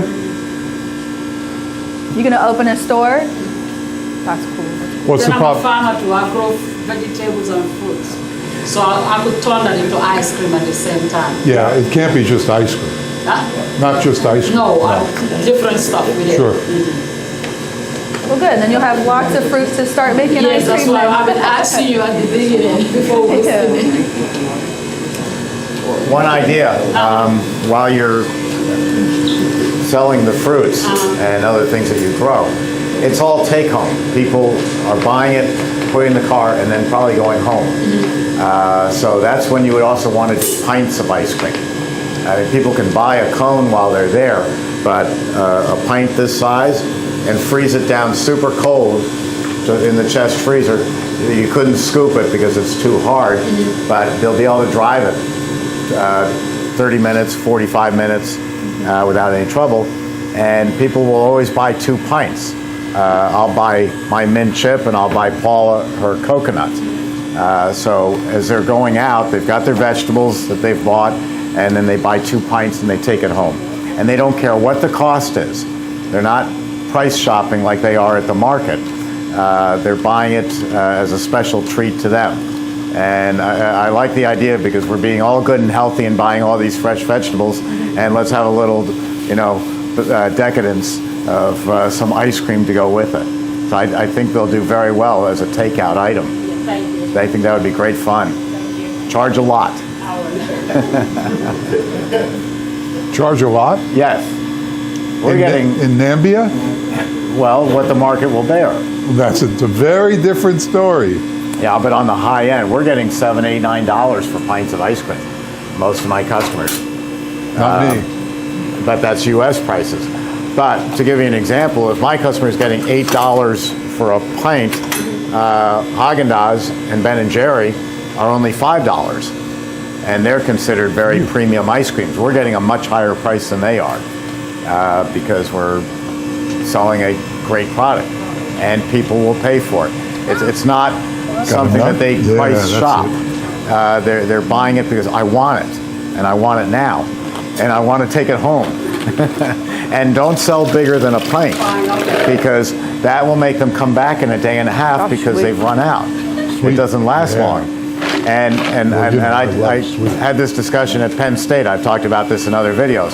The question to the instructor was, why doesn't Haagen-Dazs sell in quarts or half gallons? Yeah, he that's said, the well, if only you're way getting a people- pint for $8, that would make a half gallon $32. And nobody is going to pay $32 for ice cream. It doesn't sit well in the brain. It would be like going to Bill Gates and say, listen, I can give you a 18-karat gold case for your iPhone for $20,000. He could afford it, but he probably won't buy it because it's just too much for a case for a phone. So pints only. And I think with the vegetables, it's going to be a big seller. I'm just curious, how much would a pint go for in Africa? What you mean, the pint? Yeah, like a pint here is like $7 to $9. What But would it depends the currency. For me, I'm just doing it for the young kids so that they could afford to get access of. How much are your popsicles? My popsicle, I'm gonna make it for the kids like, in our currency, it's like $2. What is that in ours? Here is, what you mean? Our currency? Yeah, I was over there 6 years ago, and everything was equivalent. $2 is the, oh really? Okay. Everything that we paid for was equivalent in the shilling price. Well, $2 is a good price for a popsicle. It's not great, but it's good. No, for me, it's gonna be like $1 because Okay. this $2 is like 60. So some of the kids cannot afford it. So Yeah. I'm just gonna make it like $1 or 60 cents because I'm doing it for the community. Yes. So a lot of kids, they don't have access to the ice cream and all that stuff. The rich kids could go outside and afford it, but I'm just doing it for the local community. So That's- that they could get access of eating ice cream and popsicle stuff like that. And then you'll sell on volume. Yes. You'll sell a lot of them. Yeah, If they were $10, you'd sell one. Yeah. If they're $1.50, you'll sell 30. Yeah. So you'll be better off in the long run. That's always one of my favorite things to ask is when I'm on the phone with somebody from a different, area, a different country. And, I talked to Cheers. someone from New Zealand Cheers. the other day. That is expensive over there. Most people I found in Africa, they don't own refrigerators. They can't afford them. Most people think there's a problem. like 500 a year the average. Yeah. But they do eat ice cream. Everybody eats ice cream. You can try this. Are we getting close there, bud? Yeah. So if they don't have refrigerators, and a pint's going to last a day and a half, and it's about that tall, sell a half pint. And then you sell it to a husband and wife and 2 children. They buy 2 of them, and you throw in spoons. And then they eat it on the way home. Oh, they're gonna consume it the same day because it's hot over there. It's hot. Yeah. So they only keep it for 2 days. That's magnanimous of you to throw in spoons. Well, I do it here. Oh, Except, that's Steve Thompson. What a generous guy. We Yeah, but bought see- ice cream. He threw in a spoon. yeah, but see, I give out free ice cream, your ice cream once in a while, and I throw in a couple of spoons. They say, what's that for? You said it will drive 20 miles. And I say, well, in case you get stuck on the Long Island Expressway or the Cross Bronx. Good point. Or the Everybody 5. you give a spoon to is going to eat some on the way home. Of course. Otherwise, there's going to be teeth marks in it. They do have American food over there that I noticed, and there's a lot of. Are you ready? Yes, sir. What they call KFC. You need another bucket? Now, there's an interesting point. Yeah, I'm from West.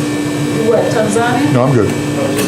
Or Uganda? Okay. But wherever you go, especially on the Italian ice, quick while they're doing that. I had a young gentleman in here. It was just before Easter one year, and I let him use my ice cream room to make ice for his truck. Goes out and sells it, and he sells it into poorer neighborhoods, and he's getting $1.50 a scoop. He goes and does the Tampa State Fair where he looks around and says, well, I'm better tasting than a Coke or a Pepsi. How much are they charging? Because they've got people on the payroll who calculate how much can we charge in Tampa, Florida at this festival, or how much can we charge in Chicago at this event. That's all their job is. So they know down to the quarter of a penny how much to charge for the product. So he looked around and said, well, Coke and Pepsi are getting $5. I'll charge $5. And then on his way home, after 5 days of that, his head should be out like this. He's scratching his ego, and he's thinking, my product's worth $5. Then he goes past one of his neighborhood regular routes, and he says, someone comes running up to him and says, how much? And he says, $5. And the child goes, I only got 43 cents. And he goes, okay, let's see, 43 cents, it cost me 6 cents to make it. Okay, kid, 43 cents. And he just dropped his price like that, from $5 to 43 cents, because it was what the market would bear. Yeah, that's what I'm doing for the... That's great. Yeah, that's a good idea. If somebody come with a quarter, I could just give you one scoop. At least you could have something to eat than the food. No, it's a great idea. Yeah. How'd it turn out, Christy? Good, but to pun off of yours, it said unless they're like your father, if the part costs $42 to make, he sells it for $43. Yes. All right. I'm going to take an advanced taste on this. Oh gosh, I'm not winning. It's very sweet. So you guys normally make gelato too at the same time? Mm-hmm. Jeff, that's great. It is really good. Yeah, that's got a lot of flavor. You're going to like that. In fact, why are we giving it to them? Why don't we keep it? We have that. Okay. You hate butter pecan. I like it now. This is good. Got it. I can change my mind. It's only because you're in front of an audience. No, I really do like it. No, I tell Jeff exactly what I think. Oh yeah, that's part of the deal. We're honest about flavors. That's right. Always everything else dishonest, but flavors we don't mess around. Right. We pretend to like each other. Yeah, but we do. More than anyone would know. Yeah. Ooh, I almost slid that everywhere. That would have been bad. Here you go. Butter pecan.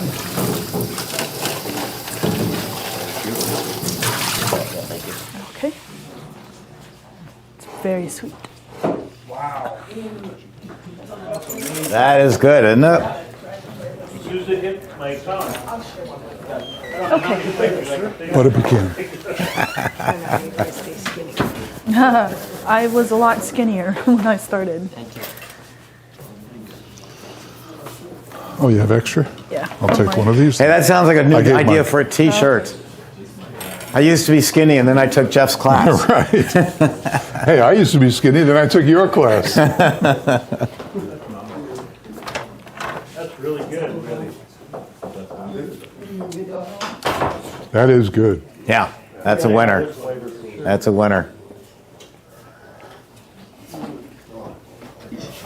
Those really make it. Okay, that's great to know because I buy these and keep them in the car.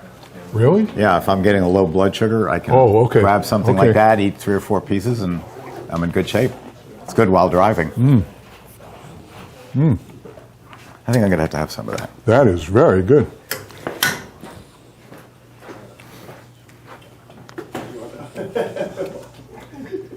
All right, listen how quiet everybody is. It's like going into a restaurant and all of a sudden the place goes silent because they're all eating.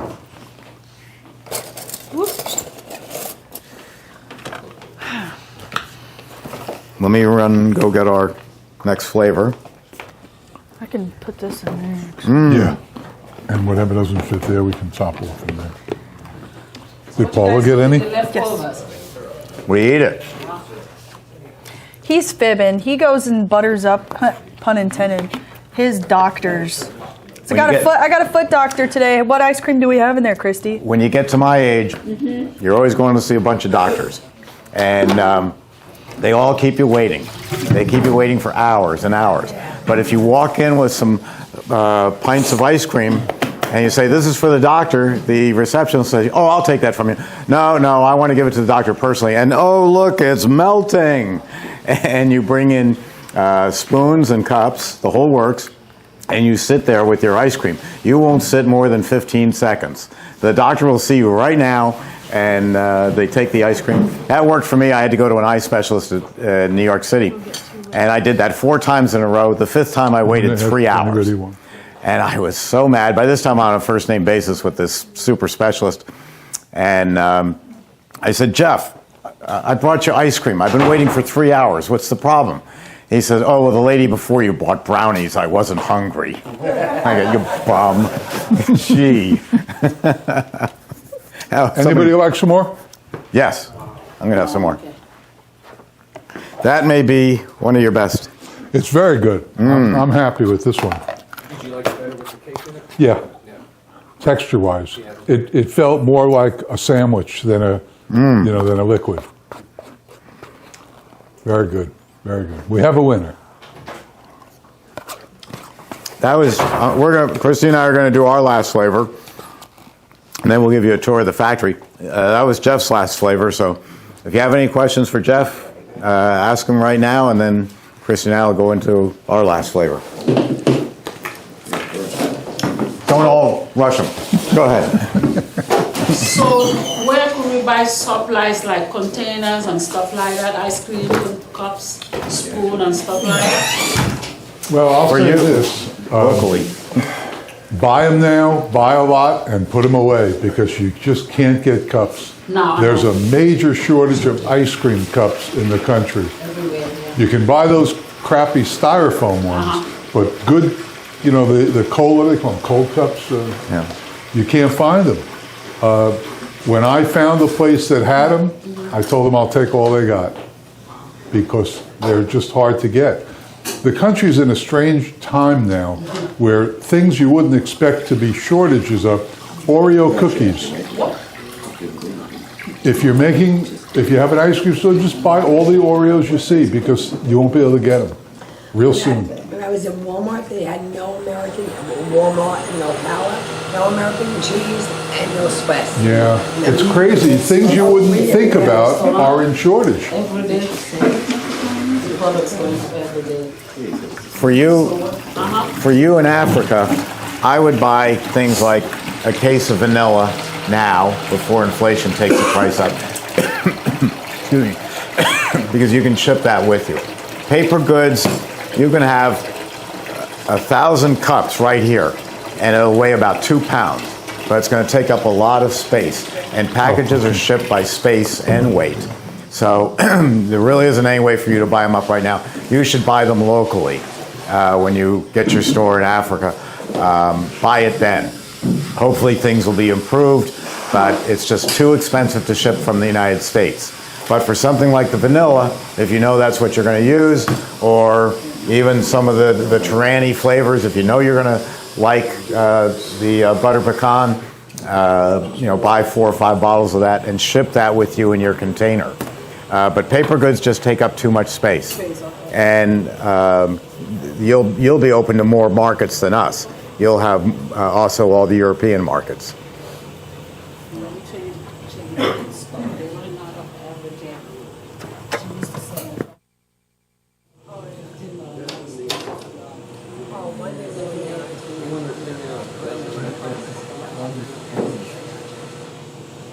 I was reading something in the news, they're saying this construction is expected to last for years.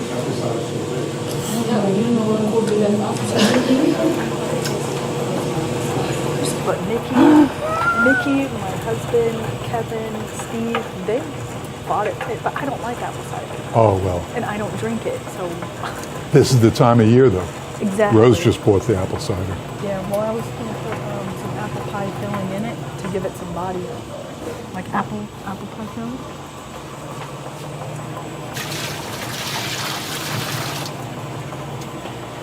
All right.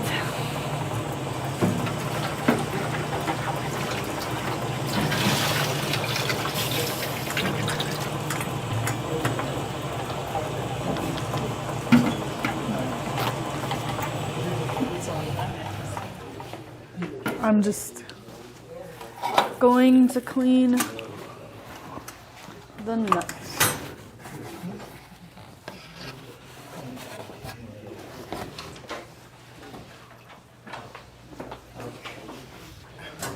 You still forgot it.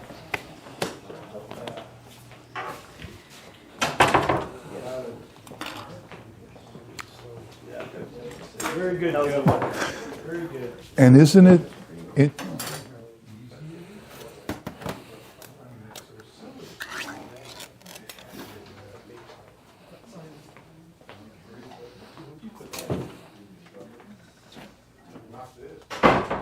Okay. Our last and next flavor is apple cider sorbet. And Christi made this at home on her machine, and we're going to see how it works out. Anybody have any last questions for Jeff? I know he's got to get back to Daytona Beach. He told me he's got a big shuffleboard tournament tonight. So it's important that he's there. No? Okay, here's the formula. All right, tell me what you want me to get you. You can, I guess, talk. I can talk. Well, gee, that's something I do normally pretty well. Well, Is that a question or a stretch? That was stretch. Oh, okay. Because otherwise I thought you were going to ask for two questions at once. Do we have any apple cider drinkers in here? Yeah, apple cider? All right. Anybody had apple pie moonshine? Of course. Well, this half looks like they've, been in the backwoods with Uncle Billy Dale and had some moonshine by the campfire. So that's another option that is on here. So if you wanted to do an apple pie moonshine, you can substitute some of the apple cider for vodka. Although it's not traditional moonshine, but we all know what that really is. Illegal. Grain would work, wouldn't it? What? Grain alcohol? The 151? Yeah, or you can just do vodka, just plain vodka. You can put alcohol into these machines. The alcohol will always, it'll stay in suspension. It will not freeze. Alcohol freezes at something like 270 degrees below zero. But we have enough refrigeration in these machines that it'll stay in suspension. And then if you were using a normal serving cabinet, let's say this table is our dipping cabinet, it is surrounded by coils of refrigeration. So even though the whole dipping cabinet may be set at one temperature for ices, let's say 16 degrees Fahrenheit. Where Christi is standing, it's 16 degrees Fahrenheit. Where I'm standing, it's probably about 12 degrees Fahrenheit because there's two walls of refrigeration. So an alcohol flavor and a high sugar content flavor, you put them in the corner. So now this tub is getting two walls of refrigeration against it as opposed to my vanilla, which is getting one wall of refrigeration. You ever go into an ice cream parlor and you see the server scooping one product easily and the other one, the server's struggling with it? They don't know that trick. Always a pleasure. So anytime you have a product that seems to be too hard, it's not the freezer, it's the location in the freezer. It's always going to be warmer here than at the 1, 2, 3, 4 corners. Yes? I don't know if I missed it, but if you're making vodka refreshing ice that she was talking about, you would need a liquor license, correct? Do you need a liquor license to put in alcohol? No. Every state has an amount that they allow that you can put in, and you can call them up and find out what that is. Bakeries have been making alcohol pastries forever, and nobody ever, looks at them. You don't need a liquor license, but it's going to be something like I'm making it up, but 5% by volume. Well, first off, nobody knows what 5% alcohol by volume means, and they don't really have any way of testing it. So you don't have to worry about it. And besides, if you put too much in, it isn't going to freeze right.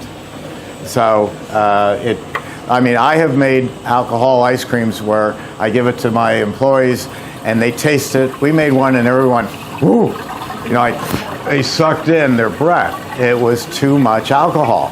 And then I'm not making an apple cider Italian ice with alcohol in it. I'm making an alcohol drink that you can't discern what it is. You can do it way overboard. Yeah, I'm shocked. Wow. Can I tell the urban legend? I can tell the urban legend story about your original store. And I say it's urban legend because I've never verified it, but the rumor I heard was that a certain person who makes ice cream and sometimes make alcohol ice creams was told that, and this is a Florida, if this is a Florida law, this is about as wacky as it gets, that if you make a bourbon vanilla ice cream and you serve it in a dish and you hand it out to people, that's fine. But if you take that bourbon vanilla ice cream and you put it in a blender and you turn it into a milkshake and you pour it into a cup, you're breaking the law because it's a mixed drink. It's a beverage. That's as nutty as it gets. But it's true. It's a beverage. Can you speak up in the back there? The way they draw the line is if you pour it, you need a liquor license. Wow. If you pour it, you need a liquor license. And New York State, where I'm from, which has restrictions on breathing and taxes, they have the most loose alcohol licensing that there is, which is amazing.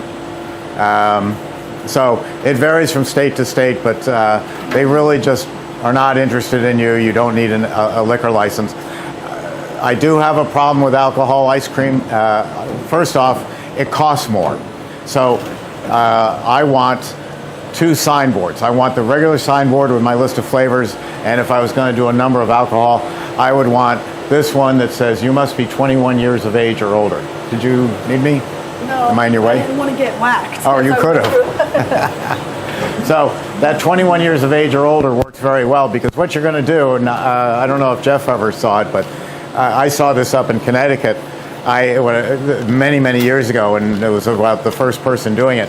And I said, how's this alcohol thing working for you? And they said, stand over in the corner, Steve, and watch. Well, it was after school, and in comes this 15-year-old. He's about 6'2", and in junior basketball. And he walks in and says, hi, I'd like to have some of that rum raisin ice cream. Let's see your ID, kid. Oh, I think I left it in the car. I'll go get it. And he was lowering his voice and trying to look older and the whole works. He left. And then the funny one, which was funny at the time because now I'm that age, is this older guy comes in and says, quick, give me some of that rum raisin. My wife's next door buying a dress. Give it to me before she comes out. And so I fall into that routine now. But yeah, that and the other concern is the makeup of the store. If it's something you've been doing, or if you start at the very start with it, fine. Everybody knows what you're doing. If all of a sudden you add alcohol flavors to a family store that is selling to children and families, the mothers aren't going to like that you're just because her son is 6'2", that he's buying alcohol ice cream against her will. So I worry about that. We do have an image to keep up. I'm the only one who doesn't believe in putting the marijuana or the CBD, or you can talk to me all day long about it. But if it's an adult item or should be an adult item, I don't want to put it in my ice cream. Doesn't mean there's anything wrong with it, and doesn't mean you can't make a lot of money. Jeff's store, his old store, was geared a lot towards that, but he had one of the funniest setups I've ever seen. He was right there in a retirement community, and I don't have this information that old, this firsthand. I'm not that old. My 2-year-old sister is much older than me, and she tells me that when they go to a place, if they were to go to Jeff's place, first off, they have dinner at 4 p.m, and one of the spouses, usually the wife, is pointing their finger and saying, now you're cut off after 2 glasses of wine.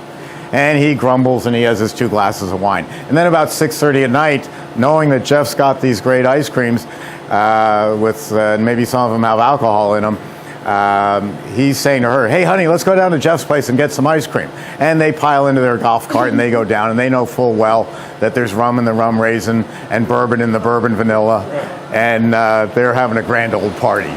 But they're avoiding the reality. So it comes down to it's a personal choice.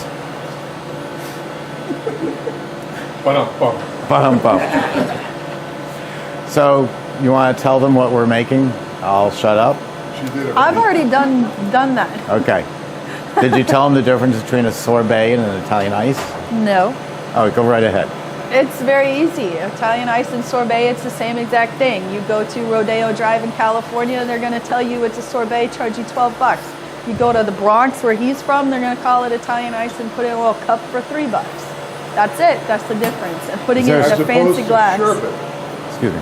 Is there a Which is Italian ice with a little dairy in it. Or cream ice. Yeah. Pretty much same thing. Yeah. So can you use fresh apple instead using the can? If Yes. you don't have the can? You can. The fresh apples are bland, and they're kind of drier than being in the pie filling. What?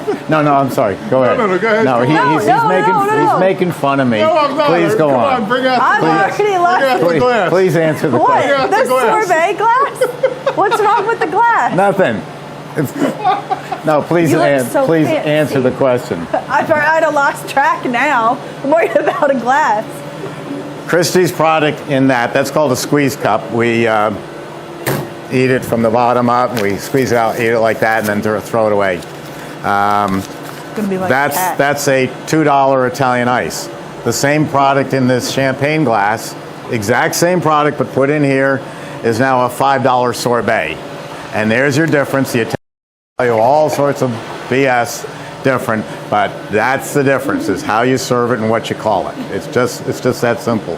Same product. When it comes out, we can put it in, and I'm going to give this nice lady a sorbet, and I'm going to give that gentleman an Italian ice. Same diff. What size do they normally want? The smaller one? Oh, people want whatever size you're selling. That's a 3.5 ounce cup, but once you crown it over, it's 4 ounces. That's a lot to eat in an Italian ice. And if they ask for a spoon, just tell them to go away. You know, this is not the way New Yorkers eat it. It stays there. That's right, exactly. You squeeze the cup. Just do your famous line. What are you, a millennial? Thought you don't like plastic. I don't say that. I get that all the time if you haven't found that out. Millennial. Wouldn't have guessed it. Millennials are what? 80s? Don't make fun of us. 70s We to really 80s, don't know. I think. And Gen Z is the one. Wait, let's go back. Gen X. What's Gen X? Is it Gen Z the same as Jay-Z? No. So it's millennials, and I think Gen Z, and then I think Gen X. Digging a hole as to how old we are. Yeah, I know. Well, Yeah, and then I the don't Gen know Z the is difference between a what Gen my X daughter and a is. millennial. Yeah. I don't know that. Or It's Gen Gen Z. X. it's an age difference. I know, but what is it? I don't know. See, I don't know either. Christy knows.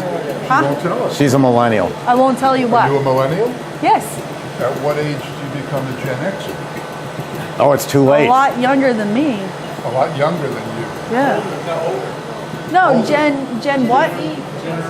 Gen Z is what my daughter is. The younger one. Scam. We're a Gen A old. lot younger. You're Gen old. You're the boomers. But we're all, that's right, we're baby boomers. You're boomers. I'm Yeah. proud of it. Yes, Never we been are. a baby. And just remember, if you remember the 60s, you weren't really there. I That's thought what we that tell was the people. 80s. Huh? No, 60s. We were all the drugs, women, and rock and roll. That's the 80s. Oh, So do you guys stole it. Yeah. To show that we graduated from ice cream classes? Huh? I'm sorry. Say that again. Do you guys give us a certificate so that we graduated from ice cream classes today? No, I'm that's too just cheap. him. I give a hearty handshake and a pat on the back. He's not joking either. My people have nice framed diplomas, right? In glass? Oh, who, you? Frame? We're here? With him? Okay. When are you going to have the next class? Next January. year? January? He is having it in January. How much is it? Okay, we'll talk about it later. Okay. We have to bring out the defibrillator machine once he tells you the price. So what, 1 day classes? 2. 2, okay. His, not mine. Here you go. Okay. Looks like applesauce, but Yeah. tastes like cider. Okay. That's what I said. It's one of the cheaper glasses. I gotta tell you, I've had more fun in this class today than I have in a long time. Yeah, me too. It looks just like applesauce. That's what I said. It looks like frozen applesauce, but it tastes like cider. That is very refreshing. And I would pull it when it's hard, not soup. This is good. You really like it? It's all hers. I had nothing to do with it. What put that on for the, is that on a Italian ice. setting? Okay. Yeah. Well, I just did homemade. It's the same setting. Homemade. Oh, yes. There are duplicates of products, speed-wise. So what about the small machine have the same sorbet? The thing about sorbet is there really is no air issue because you need dairy fat to expand the product. Ice cream goes from 1 quart of liquid to 2 quarts of ice cream because of the fat cells in dairy product itself. There's no fat cells in water, so it does not expand. It'll whip up a very small amount, so if I put 1 quart in, I might get a quart and a couple ounces more. So it really doesn't matter what speed I run the Italian ice at. I can run it at 8 speed. So this one does, I sell this to small pizza parlors as an Italian ice machine. They don't even know it makes ice cream. Ice cream. It won't make the high air content ice cream that we're making today. It's going to make more of a Haagen-Dazs ice cream. But it's going to be frozen the same way. Yeah. Any other questions?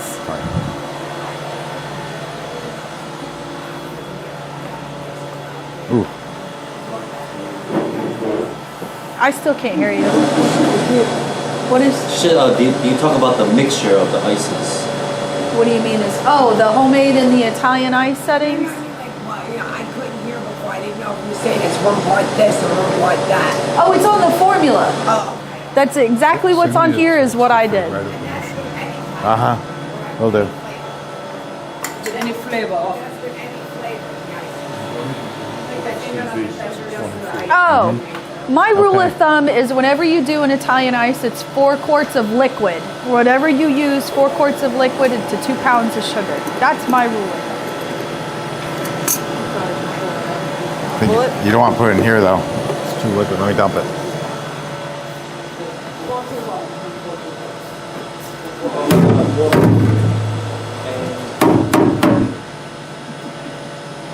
Open the gate. Ready? I don't know. Yeah. That's good. Okay, we're pulling this out. Again, look how fast it comes out. And to think that apple cider was just a liquid.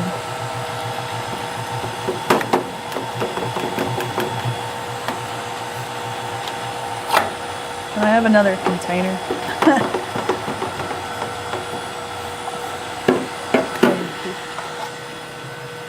All right. You can add the entire can of pie filling if you wanted. I just didn't want it to taste like an apple sauce. I just did it so I had some little bits of apple here and there to give it some body.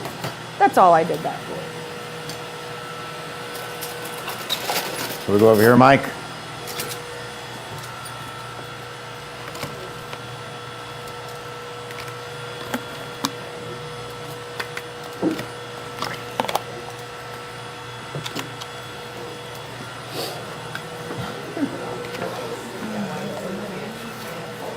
I'm shocked you liked this one. I do. I like it a lot. Wow. And you know what? This is a good seasonal flavor. Mm-hmm. Whoops. Oh, that's very good. That's refreshing like the orange cranberry. Right.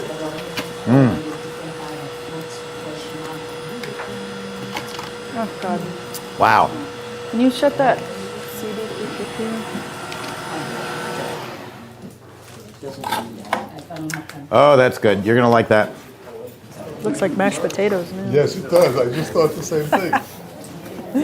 First it's applesauce, now it's mashed potatoes. Right. Okay, I'll give one to Mike. Okay. Then I might need one more. So Jeff, or Steve, sorry. So Steve, when you were growing up, what was you doing? Were you guys doing ice cream when you grew up, or were you doing Italian ice? Italian. When I was growing up. When you were living in New York, what was you doing? What was you guys making? All these machines. Yeah, but did you guys ever have a store? No, we've never had a store. I'm gonna get a big one. No. That was just your grandfather, right? No, he didn't have a store. He worked in a department store down in Lower Manhattan that took up all of 14th Street. And back then, people always wonder what is the connection between candies and ice cream. And so, you used to see stores that had jars of candy and sold ice cream. There is no connection except that there were no ice cream parlors. You either went to a pharmacy or you went to a large department store, and down in the basement of the store, they sold ice cream, they sold pastries, and candy. And that's what people would go to. And he was doing, I can't remember the numbers now, but it would be equal to $100,000 a year, $100,000 to $130,000 a year on a salt and ice machine. So I went home to his home in New Rochelle, New York, a suburb of New York City, and invented the first mechanized machine, and that started the company, and we opened up our first factory in the Bronx. Then built a second factory in the Bronx, and I sold the second one to the New York Yankees to become a parking garage. And we came down here and built our first building, then acquired the second and the third. So how many buildings do you have around 3. Really? Well, this will give you a throat freeze, won't it? Absolutely, and I can see why you said that yesterday. You don't want to have a giant gun. Yeah. Bad joke? Really? You want a quick bad joke? You want a quick bad joke? Yeah. If Biden eats this, he can't get brain freeze. Oh, why not? You got to have a brain. What do you want to do? Take a picture? Yeah, with my classmates. Oh, yes. Oh, you want me to take a picture? No, I don't do that. Christi, What do you over want a here. picture for? With my classmates. Jeff's got to be in the picture. 1, No. 2, 1, 2, 3. If anybody before you guys go for the factory tour would like a photo with Steve, No, and you don't Jeff, want photo with me. No. let me know. 'Cause No. I'll take a photo. No. Yes, everybody does it. Can't No. afford it. Everybody gets a photo we with cost you guys. too much. Anyway, Jeff and I were just talking, and we both agreed that you're probably the most fun class that we've had in 2021. We really enjoyed you guys. This is our last class until January, so it's the last one. No, we don't. No, some of them we go, boy, can you believe this, people? Get me out of here. You guys were all really great, and I sincerely mean it, and so I'm sure, Christi, you would agree. What? I didn't see you walking down the hall mumbling about our class, so they must be good. I think I was cursing down the hallways the last one. Yeah, the last one was tough. Pretty sure. So thank you very much for coming, and after you finish that, we'll walk out and we'll give you a quick tour of the factory. And everybody does take photos, so don't think you'd be the only one. You can have a photo with our 2 golden retrievers. So sad.